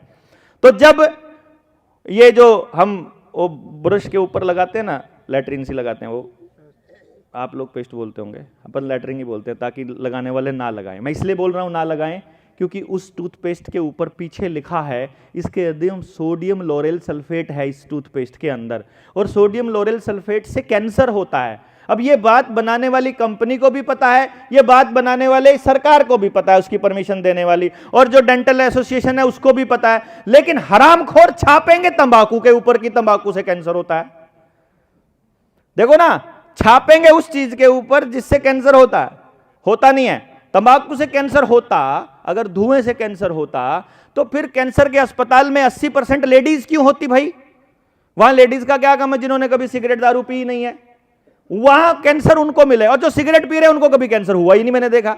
मेरे दादाजी आखिरी सांस तक जो है वो हुक्का पीते रहे, उनको तो नहीं कैंसर हुआ, उनको तो कभी कोई दिक्कत भी नहीं आई, लंग्स भी उनके एकदम फिट रहे थे लास्ट मोमेंट तक। लेकिन आपको मिस इन्फॉर्मेशन, मिसगाइड करते रहते हैं। तो वो टूथपेस्ट बनाने वाली कंपनी ने जब आइडिया लगाया कि यार कमाई बढ़ नहीं रही है, क्या चक्कर है, क्या करें, तो एक एजेंट ने ये कहा कि जी देखो ऐसा है, आदमी की आदत होती है दबाने की, वो उतना ही दबाएगा। अगली बार जो नया लॉट आएगा ना, उसमें आगे वाला मुंह थोड़ा खोल दो, वो उतनी जोर से दबाएगा, ज्यादा निकलेगी तो जल्दी खत्म होएगी, तो अगली बार सेल बढ़ेगी। और ये हुआ, 20% सेल बढ़ गई, सिंपल सी बात। फिर इसी का आइडिया निकाला उन्होंने कि यह अच्छा ऐसा है। हाँ, जो आशा वर्कर और आंगनबाड़ी वर्कर ने डिटेल दी, उनको जब वो डिटेल के हिसाब से, data is the new fuel, ये सबको मालूम है। डेटा जिसके पास है वो देख सकता है कि किन आदमियों को किन किन चीजों की जरूरत है। उसके हिसाब से उन्होंने कैलकुलेशन किया कि यार ये लोग गांव के अंदर रहते हैं, सारे इकट्ठे रहते हैं, एक चूल्हा होता है, घर की एक औरत खाना बनाने में लगी रहती है सुबह दोपहर शाम, वो दूसरी ड्यूटी ले लेती है कोई और, दूसरी कोई और ड्यूटी ले लेती है, खेत का काम कोई और बांट लेता है, ये काम सारा निपटा लेते हैं। ना फसल उगाने में खर्चा होता, ना इनका काटने में खर्चा होता, ना खाना बनाने में होता। इनका लुहार अपना है, इनका सुनार अपना है, इनका कुम्हार अपना है, इनका नाई अपना, इनका धोबी अपना, इनका खेत करने वाला सहयोगी, इनका किसी चीज के ऊपर खर्चा ही नहीं होता है। जितना सारा आमदनी है, तो खर्चा कैसे बढ़ाया जाए? खर्चा बढ़ाने का तरीका यह है कि बाप के 4 बेटे हैं, चारों को, एक को अजमेर में नौकरी दे दो, एक को उधर कोटा में दे दो, एक को जो है वो दिल्ली भेज दो, एक को चंडीगढ़ भेज दो, 4 हो गए। अब पिताजी माताजी गांव में रह गई, चारों बच्चे बाहर नौकरी करते हैं। अब एक घर के बन गए 5 घर। जब 5 घर बन गए तो 5 घर बनाने पड़ेंगे, 5 कार लेनी पड़ेंगी, 5 बाइक लेनी पड़ेंगी, 5 बाथरूम बनाने पड़ेंगे, 5 रसोई बनानी पड़ेंगी, 5 सिलेंडर लेने पड़ेंगे, 5 बेड लेने पड़ेंगे, 5 गुना खर्चा हो जाएगा। अब बर्बादी कोई नहीं रोक सकता इनकी। तो बाजार ने ऐसी पॉलिसीज बना दी कि घर की औरत को जरूरत से ज्यादा अधिकार दे दो, ताकि सास बहू के ऊपर मुकदमे चलते रहे, इनके मुकदमे। उधर से एकता कपूर की ड्यूटी लगा दी कि दिमाग में घुसा दो कि पति रात को लेट आ रहा है तो किसी के साथ पक्का चक्कर ही है, इसीलिए लेट आ रहा है। तो रोग घर घर के अंदर शक घुस गया है। लड़कियां जो है शादी से पहले अपनी मां को बोलने लग गई, मम्मी शादी करूंगी तो शहर में करूंगी, ज्वाइंट फैमिली में नहीं करूंगी। क्योंकि उसको तो एकता कपूर ने बताया हुआ है कि जो सास है और ननंद है वो तो षड्यंत्र ही रचने में लगी रहती हैं 24 घंटे बहू के साथ में। तो वो पूरा गेम प्लान माइंड प्रोग्रामिंग करके इस तरह से बढ़ा कि पूरा परिवार टूट गया। क्योंकि आपका धंधा जिस चीज से चलेगा, भाई आप एक बात सोचो, मान लीजिए आपका काम है टेंट का, तो टेंट का काम है या फिर शादी ब्याह में कोई सर्विस प्रोवाइड करने का काम है, तो आप तो सुबह सुबह मतलब लक्ष्मी जी की जब पूजा करोगे, बोलोगे हे भगवान सबकी शादियां हो, सबके घरों में सुख समृद्धि हो, सबके घर बसे, ऐसा करोगे। और अगर आपका काम है कफन बेचने का, तो फिर क्या बोलोगे कि सबकी अर्थी उठे, कि कोई ना बचे, गांव में पूरा घर उजड़ जाए, तो धंधा तभी चलेगा भाई। भाई आपने 1 करोड़ रुपया खर्च करके डॉक्टरी की उपाधि ले ली है और उसके बाद आप डॉक्टर बनने चले और आपको वो कर्जा उतारना है, अस्पताल का भी अगर लोन उतारना है, तो रोज की रोज आप लक्ष्मी के आगे यही पूजा करोगे ना, हे भगवान सबके घुटने खराब हो, सबको हार्ट अटैक हो जाए, सबको कैंसर हो जाए, सबका लीवर खराब, सबके किडनी खराब, सबको डायलिसिस पे रखना पड़े, सारे को पैरालाइज हो जाए, सब यहां पर आकर के आईसीयू में भर्ती हो, यही मांगेंगे ना हम तो। भाई मेरा कहने का अर्थ यह है, व्यवस्था के अंदर शामिल आपको देखना पड़ेगा कि आप अपने बच्चों का कारोबार क्या देख रहे हो। अगर आपके बच्चे का कारोबार किसी की बर्बादी के ऊपर निर्भर करता है, तो हम तो दुआ भी बर्बादी की करेंगे और काम भी बर्बादी के करेंगे। यह काम बाजार का है, बाजार का काम केवल प्रॉफिट है, और प्रॉफिट होता है समाज के टूटने से बाजार को। तो समाज तोड़ने के लिए वो पॉलिसीज बनवाएंगे सरकारों से, नेताओं को, ऐसे नेताओं को चुन करके भेजेंगे और ऐसे लोगों को वहां बिठाएंगे। ये तो ऑलरेडी है। क्यों? क्योंकि समाज जब टूट रहा है तो समाज के लोग क्या कर रहे हैं, वो तो घर में बैठे अपनी अपनी नेता के चक्कर में आपस की लड़ाई गुजरे हैं। वो तो फेसबुक के ऊपर कह रहे हैं कि तूने मेरे वाले नेता को गाली कैसे दे दी। वो तो आपस में दूसरी उल्टी चीजों में उलझे पड़े हैं, उनके तो अपने मुकदमे नहीं निपट रहे हैं। तो जो समाज को बनाने का जिम्मेदारी जिसकी थी, उसका रीजन मैं ये बता रहा हूं कि क्यों मैं आपकी जिम्मेदारी और हम सब की जिम्मेदारी कह रहा हूं कि भाई गांव हमारा है, बच्चे हमारे बर्बाद हो रहे हैं, नाश हमारा हो रहा है, तो हमको ही करना पड़ेगा ना। नेता को क्या पड़ी है आपका गांव ठीक करने की, डीसी को क्या पड़ी है, पुलिस वाले को क्या पड़ी है आपका गांव आकर के ठीक करे वो। अरे जिसका गांव है उसी को नहीं पड़ी है तो उनको क्यों पड़ेगी भाई, वो क्यों करेंगे। बाहर से नहीं आएगा कोई भी अपने गांव को ठीक करने के लिए, उसी गांव के आदमियों को मिलकर के ये व्यवस्था बनानी पड़ेगी। अगर हम लोग ठेकेदार बनने की कोशिश करें, यहां टेबल के इस तरफ बैठे हुए या इस तरफ बैठा हुआ कोई भी आदमी अगर ये कहे कि मैं समाज सेवी हूं और मैं समाज को बदलूंगा, नहीं बदल सकते भाई। जिसका समाज है उसे बदलना पड़ेगा। अपना काम जागरण का है, उसे बता दो कि तुमको करना पड़ेगा। जिस दिन उसको समझ में आ गया कि मेरे को करना पड़ेगा, उसका अगला सवाल होगा कैसे करें, कैसे करें, कैसे करें पे फिर जैसे उसने कैसे करें पे पूछ लिया, फिर समझ लेंगे अब हम एक स्टेप आगे आ गए हैं। कैसे करें के लिए सुनने के लिए लोग आ जाएं, इस पे प्रयास हमको लगातार पहले करना पड़ेगा। और फिर जब कैसे करें में आओ तो फिर हमको बताना पड़ेगा कि जड़ में देखो क्या है। जड़ में, जड़ में है ये रुपया, इसको हम बोलते हैं ना, जेब में पड़ा है किसी के, दिए जी दिए, जेब में किसी के पड़ा हो 5 रुपया 10 रुपया 5 रुपया है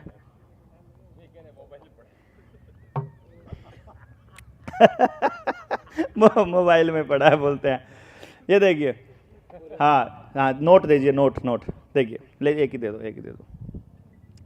देखिए मेरा वो बैग है, वैसे बैग में रखा है, लेके आओ आप ना। मेरी डिग्गी में काला बैग रखा है, उस काले बैग के अंदर चेन के अंदर एक चेन है, उसमें एक पाउच रखा है जिसमें 1 रुपए का सिक्का और चांदी का सिक्का रखा है। हाँ देखिए, मैं इसलिए बता रहा हूं क्योंकि हमारे पास होना चाहिए, और अगर जिसके पास होगा उसको समझ में आ जाएगा बड़े आसानी से। आप जिसके पास घर में हो, घर में जाके देख लेना, जिसके पास मोबाइल में हो, मोबाइल में सर्च करके देख लेना। लेकिन आपको 2-3 चीजें देखनी है। हम इसी चीज में उलझे हुए हैं, हमको पूरी जानकारी नहीं दी गई है, अधूरी जानकारी के कारण ही हमारा सत्यानाश है। एक चीज होती है ये क्या है, इस पे 10 लिखा हुआ है, ये है 10 रुपए का सिक्का। इस जो है वही बोलना हो आपको, जो है वही बोलना। ये क्या है? 10 रुपए का सिक्का। ये क्या है? 1 रुपए का नोट। ये क्या है? 5 रुपए का नोट। और ये है 100 रुपए का नोट। देखना, इस 100 रुपए के ऊपर और इस 5 रुपए के नोट के ऊपर, इन दोनों के ऊपर एक लाइन लिखी है, गवर्नर के सिग्नेचर हैं। इस पे लिखा है मैं धारक को 100 रुपए अदा करने का वचन देता हूं, और इस पे लिखा है मैं धारक को 5 रुपए अदा करने का वचन देता हूं। लेकिन यही बात इस 1 रुपए के नोट पर नहीं लिखी हुई। समझिएगा, 1 रुपए के नोट पर नहीं लिखी हुई और 5 रुपए के नोट पर लिखी हुई है।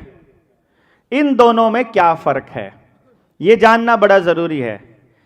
इस नोट के ऊपर यह इसलिए नहीं लिखी हुई क्योंकि, पहले इसको छोड़ देता हूं बात को, पहले इस पे देता हूं।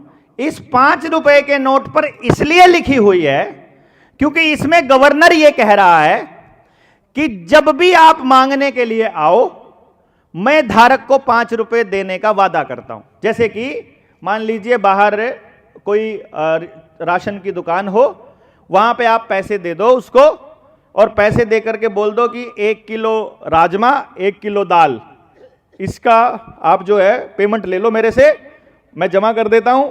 अब मुझे एक पर्ची दे दो, मैं जिसको भी वो पर्ची दूं उसको वो सामान दे देना। तो फिर आड़ती जो है उस पर्ची के ऊपर लिख देता है मैं धारक को 1 किलो चावल देने का, 1 किलो दाल देने का, 1 किलो राजमा देने का वादा करता हूं। तो वो पर्ची मैं जिसको भी दे दूंगा, उस पर्ची के बदले वो चावल दाल मिल जाएगा, मिल जाएगा ना। अब वो पर्ची को आप खा नहीं सकते राजमा की जगह पर, लेकिन उस पर्ची के अंदर वो रुपए रखे हैं, वो राजमा रखा है, उस पर्ची के अंदर वो राजमा रखा है, क्योंकि उसमें वो वादा है उस बनिए का। अब बनिया बेईमानी कर दे बात अलग है, वो पर्ची को मानने से मना कर दे।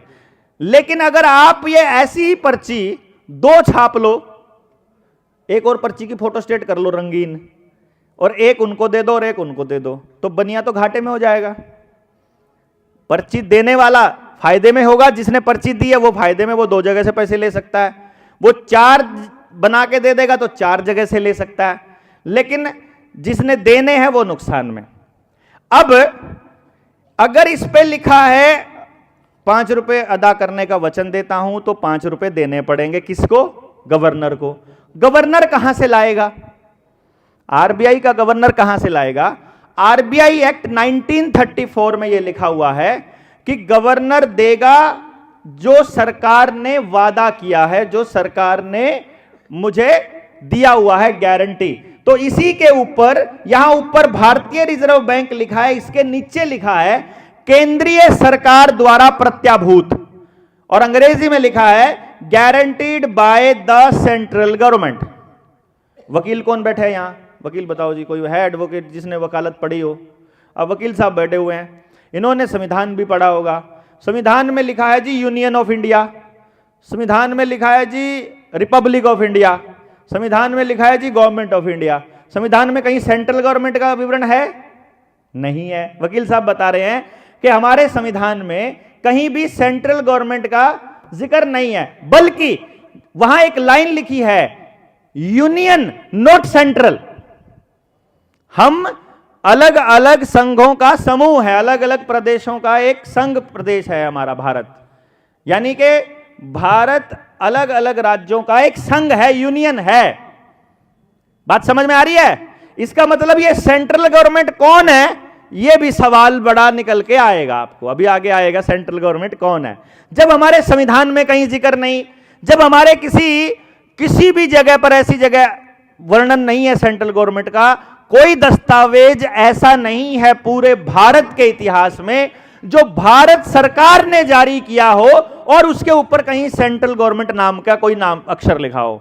सेंट्रल गवर्नमेंट हमेशा अंग्रेजों के लिखे हुए कानूनों में इस्तेमाल किया जाता था, और वो पार्लियामेंट ऑफ इंग्लैंड के लिए इस्तेमाल किया जाता था। इंग्लैंड की पार्लियामेंट को सेंट्रल गवर्नमेंट बोला जाता था, और उसके बाद भी उसी को बोला जाता रहा है आज तक भी। अब कहानी यहां से बिगड़ती है कि ये जो 1 रुपए का नोट है, इस 1 रुपए के नोट के ऊपर कहीं भी नहीं लिखा हुआ कि मैं धारक को 1 रुपया देने का वादा करता हूं, क्योंकि इस नोट के ऊपर एक और चीज लिखी है जिसका नाम है भारत सरकार। इस पे लिखा है भारत सरकार, और इस 100 रुपए के नोट पे लिखा है भारतीय रिजर्व बैंक। अर्थात 1 रुपए के नोट को छापती है भारत सरकार, और ₹1 के अलावा बाकी सारे नोटों को छापता है रिजर्व बैंक। अब किस आधार पर छापता है? यह लाइन हम सब ने सुनी है कि भाई सरकार के पास जितना सोना होता है ना उतना ही नोट छाप सकते हैं। ये वाली लाइन सुनी है जी? किस किस ने सुनी? हाथ खड़ा करके बताओ। ये लगभग लगभग सबने सुनी है। मेरे दादाजी भी ये बात बोलते थे, हमारे पिताजी भी ये बात बोलते थे कि जितना सोना होता है। हमारे दिमाग में एक सवाल आया हमारी टीम के कि कितना सोना, भाई मान लो 100 रुपए छापने तो कितना सोना, 1000 रुपए छापने तो कितना सोना। तो कोई तरीका होता होगा सोना छापने का, कोई भाई कितना रखने तो कितने छापने, कोई नियम तो होगा ना। ऐसे थोड़ी कितना ही रख के कितना ही छाप लो, ऐसा कोई पॉसिबल नहीं है। तो हमने इसके लिए जानने की कोशिश करी कि भाई ये 100 रुपए जब छापे तो कितना सोना, ये 5 रुपए छपे तो कितना, 1 रुपया छपा तो कितना। अब मैं ये मान के चलूं कि आप मेरी इस बात से सहमत हो सकते हैं कि रिजर्व बैंक के पास जितना भी सोना है उसके बराबर के नोट छाप रखे हैं तो नोट असली हैं, अगर उसके बराबर नोट नहीं छाप रखे तो नकली है। गलत है कि सही है? ठीक है ना बात? उस सोने के बराबर की कीमत का है तो असली नकली। अब जब ये कहा कि ये भी 1 रुपए का नोट है और ये 10 रुपए का सिक्का है, तो 1 रुपया क्या है? 1 रुपया, जैसे मैं अगर आपको कहूं, आप मुझे सवाल का जवाब देना। 1 किलो का बट्टा तो है सोने का, 1 किलो का बट्टा है चांदी का, 1 किलो का बट्टा है लोहे का और 1 किलो है रुई। इनमें से ज्यादा भारी कौन सा होगा? चारों बराबर होंगे। अच्छा, बढ़िया कौन सा तोलेगा? सारे सेम तोलेंगे। सोने वाला डबल तोल सकता है, बराबर तोलेगा। 1 किलो क्या है फिर? किलो मतलब वजन, वजन का मापक, वजन का पैमाना। अब मेरे सामने एक सवाल है, मेरे सामने क्या, अब तो आपके सामने आ गया सवाल, मेरे सामने तो काफी टाइम पहले था, फिर मेरे को जवाब मिल गया। अब मैं वो सवाल आपके सामने ले आया।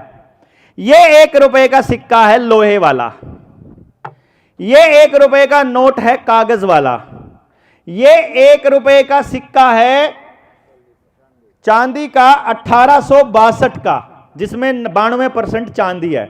अब मुझे इन तीनों रुपयों में से असली रुपया कौन सा है वो बताओ। तो फिर ये नकली दे रही है सरकार, नकली दे रही है तो मुकदमा करवाना चाहिए सारे देश को। क्यों नहीं करवा रहे? समझ नहीं है। अब कहानी ये बदल गई। अब कमाल की बात, आपने कहा चांदी वाला असली है। अब इस बात की जानकारी को परखने के लिए हम चले गए बैंक के अंदर। हमने बैंक वालों से बोला, भाई ये जमा करने हैं। 1 रुपया वो भी था जिसमें 50% चांदी थी। 4 रुपए थे जब हम जमा कराने गए एसबीआई में। तो मैंने कहा ये जमा करवाना है तो कितने में लोगे?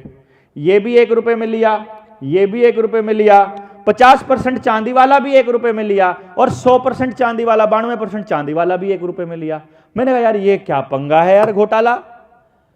1 रुपया कौन सा इनमें से? तुम सबको 1 रुपया मान रहे हो। या तो मेरे लोहे वाले रुपए की परचेजिंग पावर चांदी वाले रुपए के सिक्के के बराबर होनी चाहिए, अगर नहीं है तो तुम 1 रुपया कैसे ले रहे हो?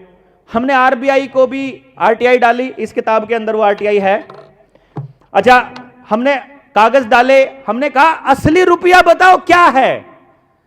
तो आरबीआई से जवाब आया कि धातु का कोई फर्क नहीं पड़ता। जैसे वजन का नाम किलो है, उस 1000 ग्राम जितना वजन जिसका हो जाए वो 1 किलो बोते हैं। वैसे ही ये जो सिक्का है ये रुपया नहीं है, ये तो रुपए का सिक्का है। रुपया तो कुछ और है। रुपया तो किसी चीज की वैल्यू मापने का, उसके मूल्य का मापक है। जैसे मैंने लिखा ऊपर, रुपया मूल्य का मापक। उसने बोला रुपया तो किसी वस्तु का मूल्य मापता है। जैसे कोई पढ़ा लिखा बेवकूफ गधा, मैं कई बातें बोलता हूं, सुअर भी बोलता हूं, लेकिन आज नहीं बोलूंगा, वो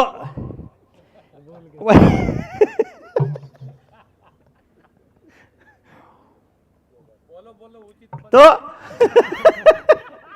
कोई सो कॉल्ड पढ़ा लिखा ये कहता है ना जब कि रुपए की वैल्यू घट गई, तो मुझे ऐसा लगता है वो ऐसे कह रहा है किलो का वजन घट गया। जब वो ये कहेगा कि रुपए की वैल्यू घट गई, वो कह रहा है कि किलो का वजन घट गया। किलो का वजन कैसे घट गया? तो रुपए की कैसे घट गई? यार किलो खुद में दूसरे का वजन नापने का मापक है, इसी तरह से रुपया खुद किसी चीज की वैल्यू मापने का मापक है। रुपया की कोई वैल्यू नहीं होती, रुपया तो मापक है, और मापक होता है किसी ना किसी मानक के हिसाब से, किसी स्टैंडर्ड के हिसाब से, और स्टैंडर्ड ही रुपया है। अब इस खेल को समझने के लिए दस्तावेज निकालने की कोशिश करी।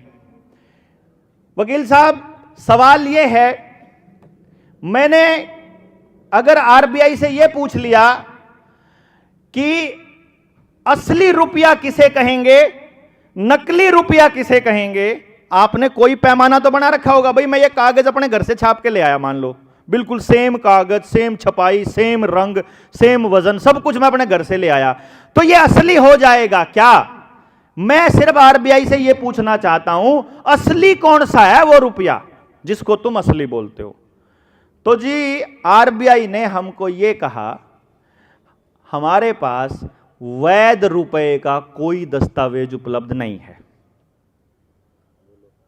आरबीआई का रिटर्न डॉक्यूमेंट इसमें लिखा हुआ, इसमें एक एक, ये पूरी किताब के अंदर सारा विवरण जो मैं बोल रहा हूं, आरबीआई, पीएमओ या किसी ना किसी सरकारी संस्था द्वारा सर्टिफाइड कॉपी को इसमें लगाया है हमने। जो भी मैं बोल रहा हूं, यहां मैं कुछ भी ऐसा नहीं बोल रहा हूं जो मन गढ़ंत है। हमने पीएमओ से यह पूछा, भारत कब आजाद हुआ? 15 अगस्त 1947 से पहले 14 अगस्त 1947 को भारत का मालिक कौन था, और 16 को कौन हो गया? किस दस्तावेज के तहत हम आजाद हुए और किससे आजाद हुए, हमको उसकी सर्टिफाइड कॉपी दी जाए। पीएमओ से पार्लियामेंट्री कमेटी, वहां से गृह मंत्रालय, वहां से फाइनेंस मिनिस्ट्री, वहां से पता नहीं घूम घाम के, और पीएमओ का जवाब आता है, यह गहन शोध का विषय है, आप इसके विषय में किसी कार्य दिवस में आकर शोध कर सकते हैं, आर्काइव में आकर हम आपका पूर्ण सहयोग करेंगे और सारी सुविधाएं उपलब्ध कराएंगे। खुद पीएमओ ये नहीं बता पा रहा कि हम कब आजाद हुए, और अमृत महोत्सव मना रहा है। रिटर्न डॉक्यूमेंट इसमें है, कुछ भी ऐसा नहीं बोल रहा हूं मैं, इसलिए बोल रहा हूं कि हवा में हो। फिर हमने पूछ लिया, जी वैध रुपए का दस्तावेज बताओ कौन सा है? बोले जी हमारे पास वैध रुपए का दस्तावेज नहीं है। फिर हमको कोई आरबीआई का पुराना डायरेक्टर मिल गया बाय चांस, वर्मा जी को। उन्होंने कहा कि मेरी बात, मेरा नाम मत लेना, लेकिन उस आर्काइव में, दिल्ली वाली आर्काइव में, उस अलमारी में, वहां ऊपर एक कागज रखा है, वो वैध रुपए का दस्तावेज है, उसकी कॉपी ले लो, मांग लो। उनको भी नहीं पता, खुद जो आरबीआई में स्टैम्प डायरेक्टर, उसको भी नहीं पता। वो दे देगा, लेकिन देने के बाद मेरा नाम मत लेना, क्योंकि वो पूरे इंडिया में किसी के पास नहीं, सिर्फ अपने पास है। वो लीगल मनी का डॉक्यूमेंट हम ले आए, पेपर करेंसी एक्ट 1882 के मुताबिक, जिसको आज तक किसी ने छेड़ा नहीं है। जैसे कुछ लोग, एक मेरे को बैंक का मैनेजर बोल रहा था कि जी ये बात मैं अभी बताता हूँ पूरी, पहले वो बता देता हूँ जो शुरू की थी। उसके मुताबिक जो वैध रुपए का दस्तावेज है, वो कहता है भारत के रुपए का मानक है 15 रुपया बराबर एक मोहर। एक मोहर पहले होती थी, जिसमें होता था 11.664 ग्राम सोना, शुद्ध 24 कैरेट का। इसका मतलब भारत के एक रुपए में 11.664 को 15 से भाग दोगे तो बनता है 777 मिलीग्राम सोना, भारत का एक रुपया। यानी हम भारत के लोग, जब तक हम भारत के लोग हैं, तब तक हम जो मेहनत करते हैं, खेत में अनाज बुगाते हैं, डंगर बेचते हैं, दूध बेचते हैं, अपनी मेहनत किसी को देते हैं, दिहाड़ी देते हैं, तो जब हम कमाते हैं तो हम भारत का रुपया कमाते हैं।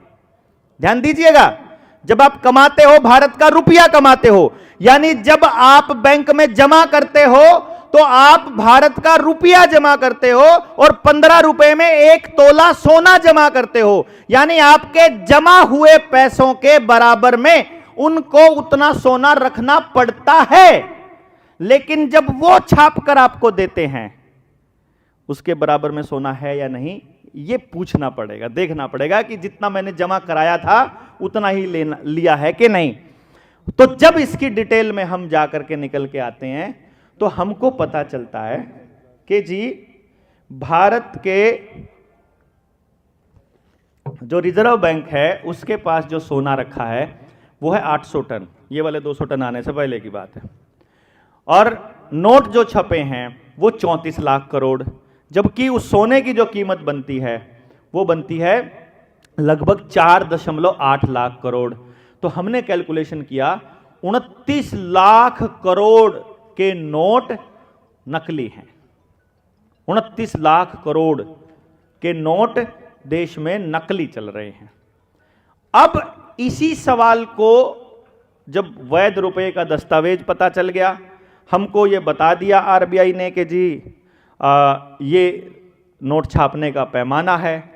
एक बैंक का मैनेजर हमको कहने लगा, बोला कि सोना रखना तो छोड़ दिया था, गोल्ड की बैकिंग तो छोड़ दी थी सरकार ने ना, आरबीआई ने छापने, जब नोट छापने शुरू किए तो वो बंद कर दिया था। हमने आरबीआई का वो आरटीआई भी लगाई है जिसमें हमने पूछा था उनसे कि भाई एक बार ये तो बता दो कि तुम्हें गोल्ड बैकिंग किस कानून के हिसाब से बंद करी, क्या तुम्हें वो कानून बनाने का अधिकार था? अधिकार था तो संविधान के किस कॉलम और किस आदेश या किस सेक्शन के हिसाब से तुम्हें उसका अधिकार था? पहले तो वो कानून बनाने का अधिकार तुम्हें होना चाहिए, फिर तुमने वो सच में बनाया होना चाहिए। तो आपको मालूम पड़ेगा कोई भी ऐसा अधिकार, कोई भी ऐसा कानून, कोई भी ऐसा नोटिफिकेशन भारत के इतिहास में नहीं है। इसका अर्थ यह निकलता है कि आज भी भारत के 1 रुपए की वैल्यू 777 मिलीग्राम सोना है। अब यहां पंगा आया कि बैंक में अगर ये, एक बात सोचो भाई सारे जने, एक बार कैलकुलेट करके बताना, ये जो चांदी वाला 1 रुपये का सिक्का है इसे मैं बैंक में जमा कराता हूं तो कितने रुपए में जमा होता है? 1 रुपये में। अच्छा, इसको जमा करा दिया 1 रुपये में, अगले दिन लेने जाऊंगा तो यही मिलेगा कि लोहे वाला मिलेगा? लोहे वाला मिलेगा। देखो चांदी को लोहे में बदलने का कारोबार कितना गजब है ना? मतलब आप एक दिन की बात छोड़ो, सुबह जाके जमा करवाया हो, घंटे बाद निकालोगे तो लोहे का निकलेगा। और बल्कि आजकल तो लोहे का भी नहीं निकलता, मोबाइल में ही आएगा लोहे का। तो उसके बाद अगर यही एक सोने के, ये एक चांदी वाला सिक्का अगर आप सुनार के पास ले जाओ तो इसके बदले में लोहे वाले 1000 मिल जाएंगे आपको। मिल जाएंगे कि नहीं मिल जाएंगे? देखो बैंक 1 रुपए के बदले, बैंक इस 1 रुपए के बदले 1 दे रहा है और सुनार इस 1 रुपए के बदले 1000 दे रहा है। तो सबसे पहली बात तो आप ये समझ लो, यदि आप सिर्फ चांदी का रुपया ही लेकर के जाते हो तो किसान के साथ 1000 गुना की ठगी तो बैंक कर रहा है। नहीं कर रहा है क्या जी? 1000 गुना की ठगी, यानी आपकी मेहनत को 1000 गुना मेहनत, 1000 रुपए की मेहनत को 1 रुपया बना रहा है। नहीं बना रहा जी? लेकिन अभी पता चला कि यह भी रुपया नहीं है, यह भी रुपए का सिक्का था। असली रुपया तो 770 मिलीग्राम सोना है। तो भारत के 1 रुपए में 770 मिलीग्राम गोल्ड आता है, जिसकी कीमत इस बैंक के रुपए के नोट में कैलकुलेट करो तो लगभग 6300 रुपए के बैंक नोट के बराबर बनती है। अर्थात आप जब बैंक में 1 रुपया जमा कराते हो और बाद में निकालते हो तो आपके साथ 6000 गुना की ठगी होती है।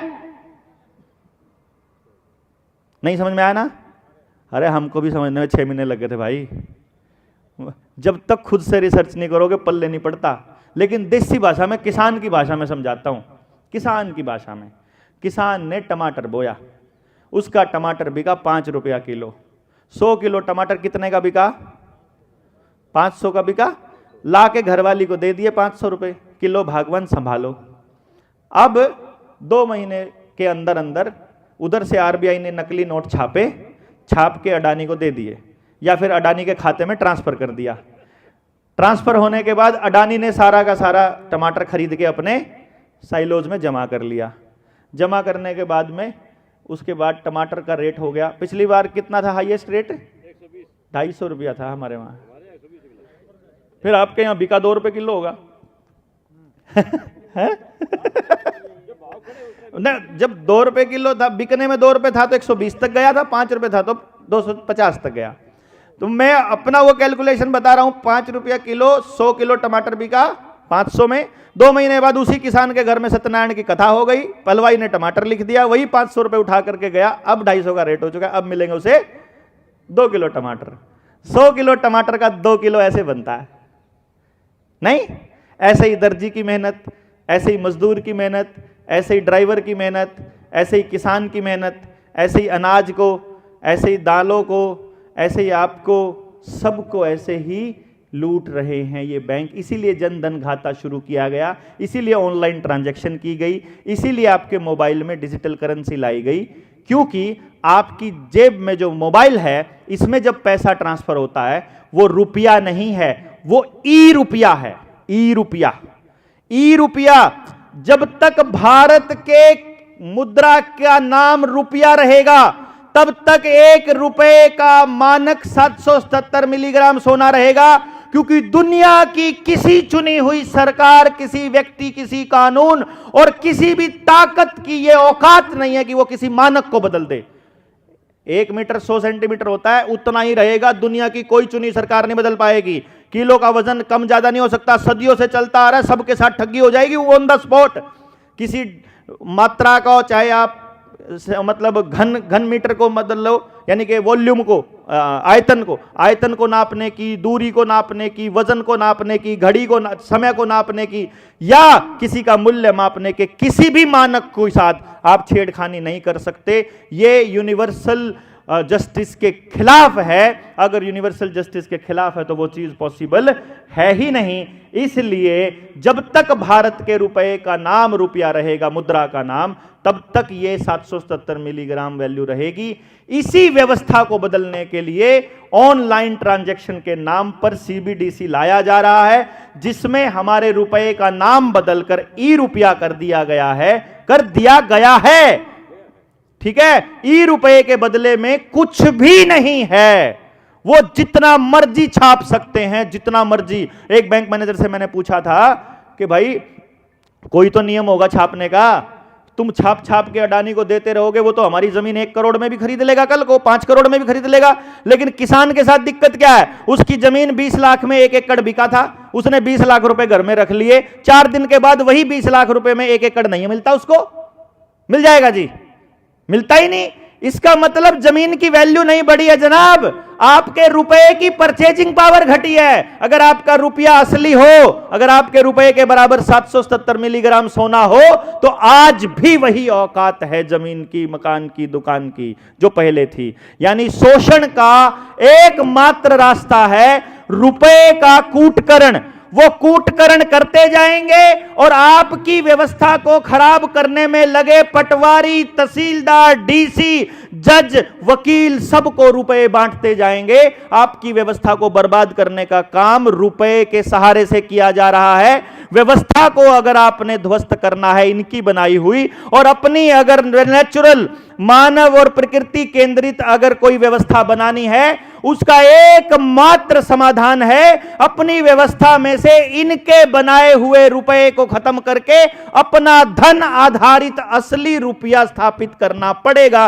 क्योंकि किसी भी देश की संप्रभुता उसके रुपए में ही दर्ज होती है, उसके रुपए में ही निहित होती है, उसकी मुद्रा में ही निहित होती है। यह किताब हमने लिखी है जिसके अंदर हमने आरबीआई से प्राप्त सारे दस्तावेज लो ला के खड़े कर दिए हैं, और हम बैंकों से आवेदन लगाकर अब पूछ भी रहे हैं कि तुमने जो किसान की जो 30 लाख रुपया एकड़ की जमीन को 1 लाख रुपए में जो तुमने गिरवी रख लिया है, वो जो रुपया तुमने किसान को दिया है लोन के रूप में, या किसी को व्हीकल लोन के रूप में, या किसी को होम लोन के रूप में, वो रुपया तुमने जो दिया है वो असली दिया है कि नकली दिया है।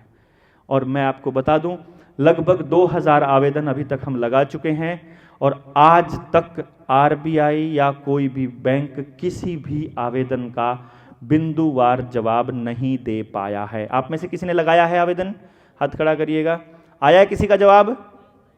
नहीं आया ना, दे ही नहीं रहा।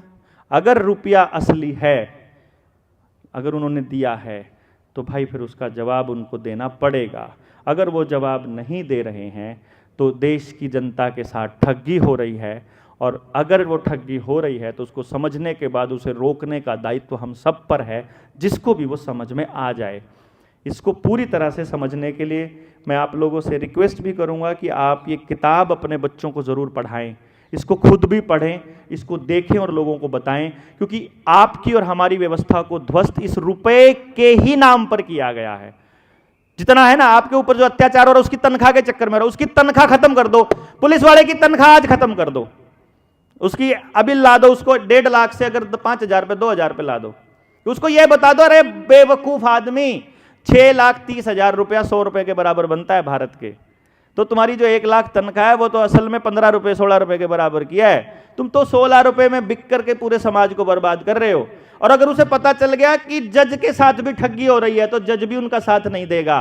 पुलिस वाले को पता चल गया कि ठगी हो रही है, वकील को पता चल गया कि ये तो हमारे साथ भी ठगी हो गई। भाई जो नोट दिया, आपके कागज पे साइन करवाया जाता है ना जब लोन के ऊपर, वहां आपको जो लोन दिया जाता है वो रुपए में दिया जाता है, लेकिन जो आपको एटीएम से निकलता है वो रुपए का नोट निकलता है। और रुपए की वैल्यू 770 मिलीग्राम सोना है और नोट की वैल्यू वही वैल्यू 6300 है, यानी 1 रुपया बराबर 6300 बैंकों के नोट। यानी बैंक का लोन इतना बड़ा घोटाला है देश की जनता के साथ। इसीलिए क्रेडिट कार्ड वाले आपको हर पेट्रोल पंप पे मिलेंगे, क्रेडिट कार्ड ले लो, क्रेडिट कार्ड ले लो, क्रेडिट कार्ड ले लो। क्यों जी? फैसिलिटी देंगे 50 दिन का फ्री में। क्यों? जैसे ही आप क्रेडिट कार्ड से शॉपिंग करोगे वो हवा में पैदा कर लेंगे, उधर छाप लेंगे, आप कर्जदार हो जाओगे, वो छाप लेंगे। आप तो वो 10 रुपया आपने खर्च किया है, आप तो 10 रुपया खर्च करके मेहनत करोगे, 10 भारत के रुपए छापोगे, बनाओगे मेहनत के, और वो वहां पर 63,000 रुपया छाप लेंगे। आप 100 रुपया खर्च करोगे क्रेडिट कार्ड से, वो 6,30,000 के नोट छाप लेंगे पैरेलल में। यानी कि आपका कर्जे में 100 रुपया लिया हुआ 6,30,000 छाप लेता है। यानी हर कर्जे के 1 रुपए के साथ आप 6,000 गुना बीमार और बर्बाद होते हो, गरीब होते हो। इसलिए भारत का प्रत्येक नागरिक, प्रत्येक किसान, उद्योगपति, फैक्ट्री वाला, होटल वाला, ढाबे वाला, सब कर्जदार हो चुके हैं, क्योंकि हर ट्रांजैक्शन में 6,000 गुना की ठगी बर्दाश्त नहीं हो सकती। भाई साहब, पुरखों ने जितना कमा रखा था सब लुटा चुके हैं। आप वापस अगर पाना है तो इस समझ को, इस सोच को बढ़ाना पड़ेगा। रास्ता मुझे कोई और नजर नहीं आ रहा, आपको नजर आ रहा है। हम ओपन हैं और क्वेश्चन आंसर के लिए अगर सेशन इसको कंटिन्यू करना है या समापन ही करना है तो भी क्वेश्चन है। हाँ जी प्लीज आइए, आइए आप आ सकते हैं।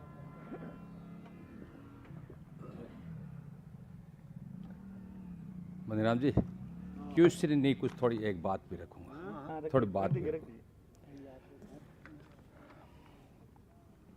सबसे पहले तो मैं डॉक्टर साहब का बहुत ही ने जब सोने को कहा कि हम गोल्ड स्टैंडर्ड त्याग रहे हैं, ये आरबीआई त्याग रहा है। आरबीआई यदि भारत का है तो उसका त्यागना माना जाएगा भारत के लोगों के लिए। भारत के रुपए के साथ कोई छेड़खानी कभी तक नहीं हो सकती। भारत के रुपए का मानक कभी छेड़ा नहीं जा सकता, किसी भी चीज के मूल्य के मापक को नहीं छेड़ा जा सकता। तो आप अपने नोट के साथ जितनी मर्जी छेड़खानी कर सकते हो, आप कर लो, रुपए के साथ छेड़खानी नहीं कर सकते। रुपए की कीमत वही रहेगी, आप नोट की कीमत घटती रहेगी जितना आप छापते रहोगे।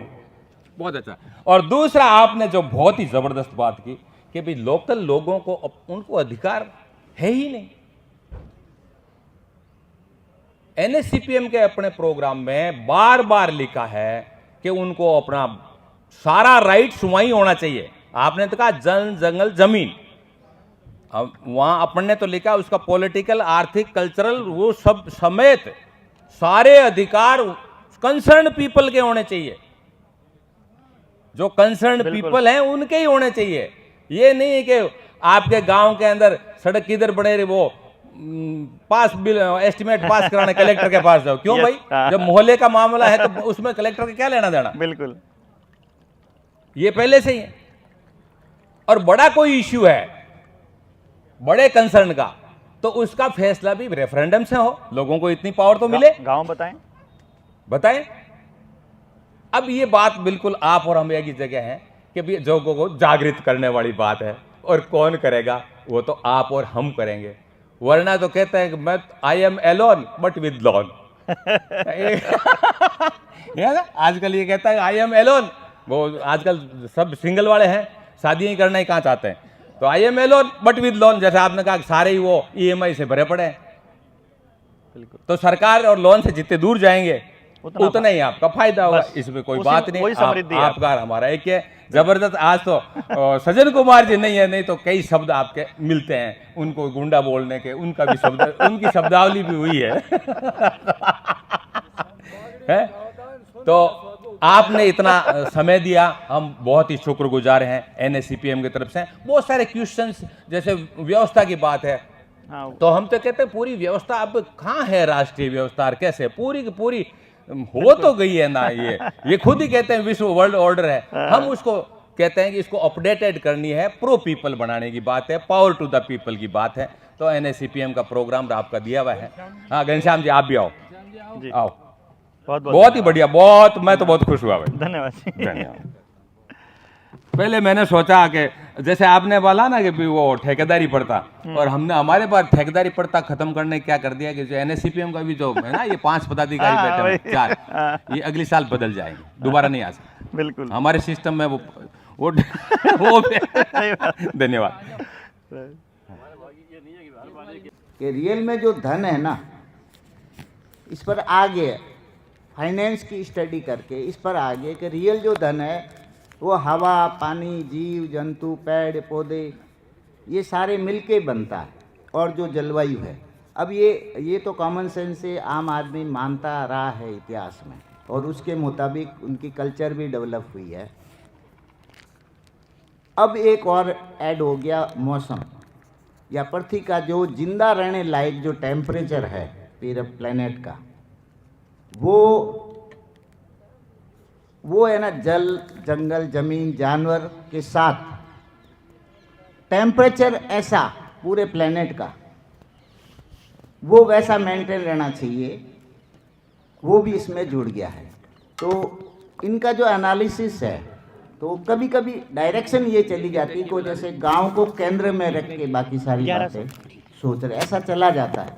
बलारा जी, हम जैसा नोट किया कि गांव को केंद्र में रख के, तो इसको थोड़ा सा, ये जो वित्तीय जो स्थिति है ना, फाइनेंस की जो रियलिटी है, इसका जो दायरा है, इसमें जल, जंगल, जानवर, जमीन के साथ जलवायु को भी जोड़ो, क्योंकि उसमें परिवर्तन पहले नहीं था, अब ऐसा परिवर्तन हो गया। एक तो ये एक ज और डालना इसमें,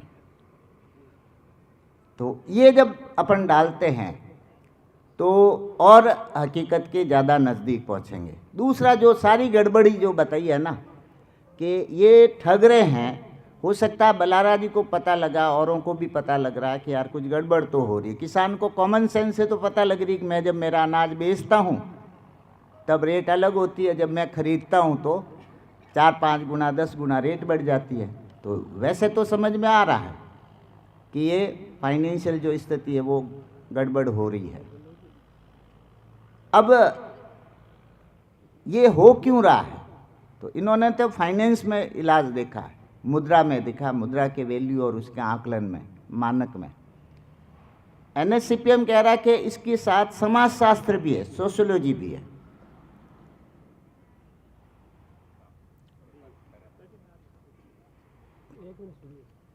तो इसके साथ जो समाजशास्त्र है, जो बलारा जी ने भी जैसे एक लाइन में कहा था कि मनुष्य का जो वो अपने लाभ के लिए करता है, लाभ को शॉर्ट टर्म और लॉन्ग टर्म दो होता है। तो वो शॉर्ट टर्म जो लाभ होता है, लघुकालीन जो लाभ होता है, वोट में हर जगह काम में लेके वो इस जाल में फंसा देता है। एनएससीपीएम ये सोचता है कि मनुष्य का जो करेक्टर है ना, स्वभाव, वो सोशल भी है और इंडिविजुअल भी है, निजी भी है, दोनों को बैलेंस करने की ज़रूरत है। कई बार आदमी है ना सेवा के लिए पूरी जान लगा देता है, कई बार बदला लेने के लिए ले जाता, कभी सेवा में है ना कोई ऐसी घटना हो जाए कि पूरी जिंदगी वो साधु बन जाता है। निजी और सोशल में कभी सोशल प्रमुख रहता है, कभी निजी प्रमुख होता है मानव के स्वभाव में। तो इसका जो स्वभाव है बायो सोशल है, जानवरों का है बिल्कुल निजी। तो एक वो कॉन्सेप्ट हमारा। एक दूसरा जो मनुष्य अपना आप को सुप्रीम समझता है, वो रियल में कुदरत के और जितने भी संगठक है, कंपोनेंट है, उसमें से एक ये खुद है। और सारी मान नहीं, सर्वोच्च नहीं, एक जो सारी गड़बड़ हुई है ना कि हमें पता लग रहा कुछ गड़बड़ तो हो रहा। मैं बुजुर्गों को तो पता चलता था। टीवी पहली बार मेरे कोई दोस्त के पिताजी आ गए, गांव से आए, टीवी देखा, मूल जी के पिताजी देखा, देखते ही वो जो टीवी का सीन देखता था वो कहे, अरे कवाड़ियों दे मन्ने मारवाड़ी में, इन्हें फोड़ू रे, मतलब उस टीवी को तोड़ दूँ, मुझे कवाड़िया दे दो। शहर में वो बैठे कुल्हाड़ी दे। और तो मैंने कहा ये तो डायरेक्टर होने चाहिए, ये अनपढ़ और अल्पविकसित थोड़ी है, पिछड़े थोड़ी है। उनको ये पता है कि टीवी में क्या आना चाहिए, कि मेरे बच्चे पोते बैठे हैं तो इनको दिखाना चाहिए पहले सीन। ये डायरेक्टर है, मतलब कम्युनिकेशन डिपार्टमेंट के वो डायरेक्टर की योग्यता रखते हैं। हम बेवकूफ़ है, जैसे कहते हैं ना पढ़े लिखे, वो हम मूर्ख डफोड़, वो समझ में आता है। हाँ, सुअर वो हम हैं, और उनको हम कहते हैं कि बाबा है।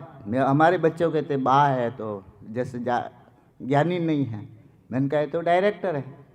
तो सवाल ये है कि ये जो विकास का जो मॉडल है उसके कारण ज़्यादा गड़बड़ हुई, और जो वित्त से जड़िए जो गड़बड़ कर रहे हैं ना, वो विकास के मॉडल में क्या कर रहा है, इसमें धारणा क्या है विकास में। बलारा जी, विकास में हमारा जो कंसेप्ट और जो चल रहा कंसेप्ट है कॉरपोरेट का, उसमें क्या विकास को हम कुदरत द्वारा किए गए जो काम है ना, विकास जैसे पहाड़ बनाए, हमें तो फ्री में मिल गया, नदी मिल गई, शुद्ध पानी, बहता हुआ पानी पीते थे 150 साल पहले, हमें तो फ्री में मिल गया। तो कुदरत के किए गए काम को बाजार की दर्शन उसको जीरो मानता है, ये सबसे बड़ा गड़बड़ है। और मैं जो काम करता हूँ, मानव जो काम करता है, उसको वो विकास मानता है, और उसका जो आकलन करता है वो मुद्रा में करता है। ये मानव का दर्शन में विकास के मॉडल में गड़बड़ है। तो विकास का मतलब होता है जैव विविधता, अच्छा वाटर, वो ग्राउंड लेट वाटर ऊपर हो किसी इलाके का, शुद्ध पानी हो, शुद्ध हवा हो, टेम्परेचर ठीक हो, तो वो विकसित है। अभी IMF और इनका कंसेप्ट, वो क्या कंसेप्ट है कि आपके पास आटा, दाल, चावल, सभ्यता सब है, कॉपरेशन है, भाईचारा है, ऐसा समाज है, लेकिन डॉलर नहीं है। तो कहते ये तो दिवालिया है, IMF वर्ल्ड बैंक लोन नहीं देगा। यानी उनका विकास का जो मानक है वो भी मुद्रा को बना रखा है। तो ये बातें ऐड कर लो सर, बाकी तो बिल्कुल आपका संगठन बिल्कुल हमारा जॉइंट एक्शन करे जैसा है। हाँ, वो ठीक है, वो ठीक है, बिल्कुल। ये मतलब जो हमदर्द जिसे अपन भ्रातृत्व संगठन कहते हैं ना, उनमें वो आ जाता है। तो थोड़ी देर में ये तो हम ऐसा एक्सप्लेन नहीं कर सकते फाइनेंस का, तो इनको भी यूज हमें हमारे मीटिंगों में करवाओ। फिर अपना जो NSCPM का अपना नहीं कहना चाहिए, पूरी मानव जाति का, मेरा क्या है कि पूरी पर्यावरण के इंटरेस्ट का है, तो उसके दर्शन भी बतावे। इनका जो फाइनेंस से ये लूट कर रहे हैं मुद्रा के जरिए, वो भी एक्सप्लेन लोगों में होना चाहिए। और मैं तो बहुत दिनों सोच रहा हूँ फाइनेंशियल चेतना मंच बनाओ कोई मुद्रा। मैं कई बैंक के जो एक मेरे अंकल है जनरल मैनेजर से रिटायर्ड हुए हैं, मैंने कहा ये करो ना, तो कहे वो ऊपर नीचे देखे किसको आएगा समझ में वो वगैरह। मैंने फाइनेंशियल वित्तीय चेतना मंच ही बनाओ। बाकी तो ठीक है, लोगों के सशक्तिकरण की आपकी सारे जो कंसेप्ट है वो हकीकत के काफ़ी नज़दीक है। आप आए NSCPM में, इसके लिए हम आभार व्यक्त करते हैं। जॉइंट प्रोग्राम भी करें आप। धन्यवाद, नमस्कार। धन्यवाद बलारा कि आप आए, पधारे, अपनी बात रखी, थोड़ी हमारी भी सुनी। वैसे अपनी आपकी और हमारी कुछ है ही नहीं। जब प्रकृति और मानव दो चीज़ आ जाती है तो उसमें सारे ही समाहित हैं। और ये तो जन आंदोलन है, जनता है उसका आंदोलन है, दिशा है, एक समझ है। तो आप सबका बहुत बहुत धन्यवाद। और सारों में और आप भोजन के लिए पधारे सब। देश है लुटा लुटा और तुम युद्ध लड़ने की बात करते हो। लोग हैं डरे डरे और तुम खुश रहने की बात करते हो। यहाँ हालात वैसे हैं कि भूखे लोग मरते हैं। यहाँ हालात ऐसे हैं कि भूखे लोग मरते हैं। नहीं पीने को शुद्ध पानी, खुले में रात सोते हैं। हर तरफ बेबसी और तुम खुश रहने की बात करते हो। देश है लुटा लुटा और तुम युद्ध लड़ने की बात करते हो। यहाँ धर्मांध हैं ऐसे लड़े मंदिर मस्जिद पर। यहाँ धर्मांध हैं ऐसे लड़े मंदिर मस्जिद पर। कहीं हिंदू को है खतरा, कहीं मुस्लिम रहा है मर। आदमी बटा हुआ और तुम एक रहने की बात करते हो। देश है लुटा लुटा और तुम युद्ध लड़ने की बात करते हो। यहाँ पर शासन है ऐसा कत्ल सरेआम होते हैं। यहाँ पर शासन है ऐसा कत्ल सरेआम होते हैं। नहीं है न्याय अदालत में ये जज भी जेब भरते हैं। नहीं है न्याय अदालत में ये जज भी जेब भरते हैं। नेता है बिके हुए और तुम लोकतंत्र की बात करते हो। देश है लुटा लुटा और तुम युद्ध लड़ने की बात करते हो। कहे स्वामी है खतरे में हमारी ये मानवता। कहे स्वामी है खतरे में हमारी ये मानवता। अभी होना है आगे क्या सभी को है ये पता। पर्यावरण बिगड़ रहा और तुम परमाणु शस्त्र की बात करते हो। देश है लुटा लुटा और तुम युद्ध लड़ने की बात करते हो। युद्ध लड़ने की बात करते हो। युद्ध लड़ने की बात करते हो। धन्यवाद साथियों। 3 दिन प्रकृति मानव केंद्रित जन आंदोलन का 3 दिवसीय जो हमारा सम्मेलन, प्रांतीय सम्मेलन चला, उसमें जिन बिंदुओं पे चर्चाएं हुई, मानव जाति को कैसे बचाया जाए, पर्यावरण को कैसे बचाया जाए, जीव जगत को कैसे बचाया जाए, और आज इसका समापन हमने करने जा रहे हैं। तो डॉक्टर बलियारा जी ने भी आज जो बातें बताई, बहुत अच्छी बातें रखी, और बलियारा जी से आग्रह रहेगा कि हम सब मानव जाति को बचाने में, जीव जगत को बचाने में लगे हुए हैं, तो हमारे एजेंडे के साथ और हमारे आपके जो भाई एजेंडा है उसमें इंटरेक्शन रखें, आपस में चर्चा करते रहें।